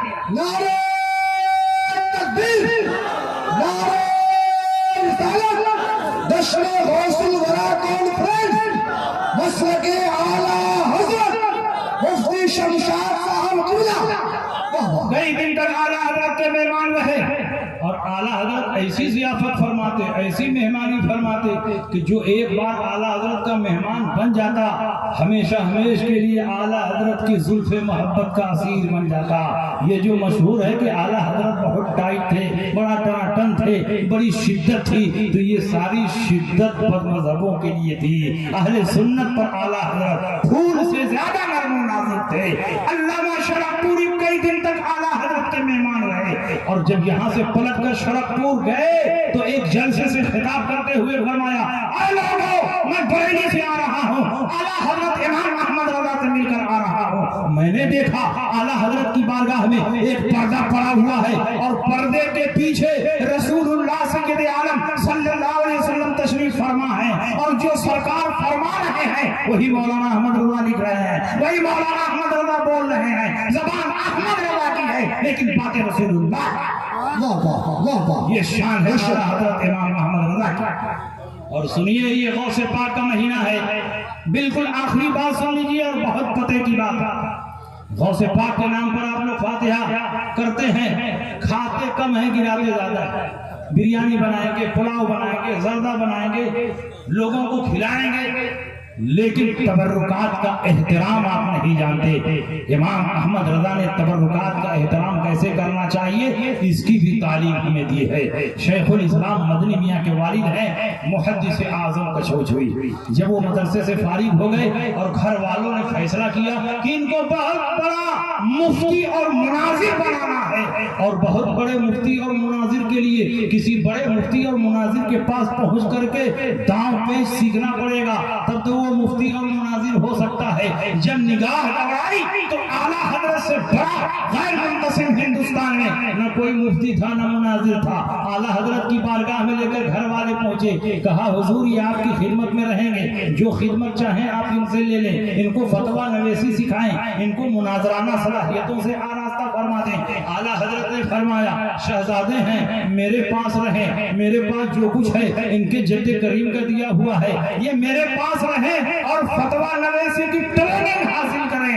اس کے بعد 2 دن مہمان رہے، تیسرے دن اعلیٰ حضرت نے ان کو بلایا، چارپائی پر ایک طرف اعلیٰ حضرت بیٹھے ہیں، دوسری طرف محدث صاحب کو بیٹھایا، اور فتویٰ نویسی کی ذمہ داری دینے سے پہلے اعلیٰ حضرت نے اپنی جیب خاص سے 11 روپیہ نکالا، خادم سے کہا جاؤ پہلے تبرک لے کر آؤ۔ خادم تبرک لے کر آیا، اعلیٰ حضرت نے غوث پاک کے نام فاتحہ پڑھی، اور اس کے بعد اپنے ہاتھ سے تبرک لیا، محدث اعظم کچھوچھوئی کو دیا، لیجیے آپ کھا لیجیے۔ باقی تبرک آپ نے جتنے حاضرین اور خدام تھے ان کو دیا کہ آپ لوگ آپس میں تقسیم کر کے کھا لیں۔ سارے حاضرین نے آپس میں بانٹ کر کے کھا لیا۔ محدث اعظم کچھوچھوئی کا بیان ہے، اچانک میں نے دیکھا اعلیٰ حضرت امام احمد رضا چارپائی سے نیچے اتر آئے۔ میں نے سوچا کوئی ضرورت ہوگی گھر میں جا رہے ہوں گے، لیکن نہیں، میں نے دیکھا زمین پر بیٹھ گئے، اور جیسے نمازی سجدے میں سر جھکاتا ہے ویسے ہی اعلیٰ حضرت زمین پر اپنا سر جھکا رہے ہیں۔ میں نے زمین پر غور سے دیکھا تو میں نے یہ دیکھا تبرک باقنے والوں کی غلطی سے تبرک کا ایک چھوٹا سا ذرہ زمین پر گرا ہوا ہے، اور وقت کا امام اپنے ہاتھ سے نہیں جھک کر اپنی زبان سے اٹھا رہا ہے۔ جس کے دل میں سرکار غوث پاک کا اتنا احترام ہو تو اس کے دل میں رسول پاک کا کتنا احترام ہوگا۔ اسی لیے اعلیٰ حضرت نے غوث پاک کی بارگاہ میں جتنی عاجزی اور انکساری کے ساتھ اپنے آپ کو پیش کیا ہے کسی اور ولی کی بارگاہ میں نہیں پیش کیا ہے۔ تجھ سے در سے سب سے ہے مجھ کو نسبت، میری گردن میں بھی ہے دور کا ڈورا تیرا، میری قسمت کی قسم کھائیں سگانے بردار زند میں رہ کے بھی دیتا رہوں پہرا تیرا۔ یہ اعلیٰ حضرت عظیم البرکت کی شان ہے۔ ولیوں کا احترام کرو، ولیوں کے تبرکات کا بھی احترام کرو۔ علماء کی مجلس میں بیٹھو، جب علماء کی مجلس میں بیٹھو گے علمی باتیں سیکھو گے تو تم گمراہ نہیں ہوگے، بددین نہیں ہوگے، تم کو کوئی مس گائیڈ نہیں کر پائے گا، کوئی تم کو گمراہ نہیں کر پائے گا۔ آج کا جلسے کا یہی پیغام ہے، مسلک اعلیٰ حضرت پر پوری مضبوطی سے قائم رہو۔ اعلیٰ حضرت امام احمد رضا کے بارے میں یہ 2 چند جملے ہم نے کہہ دیے، ورنہ آپ کی ذات تو سمندر ہے، بڑے بڑے بولنے والے بول کر چپ ہو گئے لیکن اعلیٰ حضرت کا تعارف نہ کرا سکے۔ میرے جیسا کم علم کیا اعلیٰ حضرت پر بول سکتا ہے؟ علامہ عبدالعلی میرٹھی نے اعلیٰ حضرت کے بارے میں یہی کہہ کر خاموشی اختیار کر لی، تمہاری شان میں جو کچھ کہو اس سے سوا تم ہو، قصیب جان عرفاں اے شہ احمد رضا تم ہو، یہاں آ کر ملی نہریں شریعت اور طریقت کی، ہے سینہ مجمع البحرین، ایسے رہنما تم ہو، تم ہی پھیلا رہے ہو علم حق اکناف عالم میں، امام اہل سنت نائب غوث الورا تم ہو، اعلیٰ حضرت امام محمد رضا کے مسلک پر پوری مضبوطی سے قائم رہیے، یہی مسلک دنیا اور آخرت میں ہمیں اور آپ کو نجات عطا فرمائے گا۔ وآخر دعوانا الحمدللہ رب العالمین وما علینا الا البلاغ۔ السلام علیکم ورحمۃ اللہ وبرکاتہ۔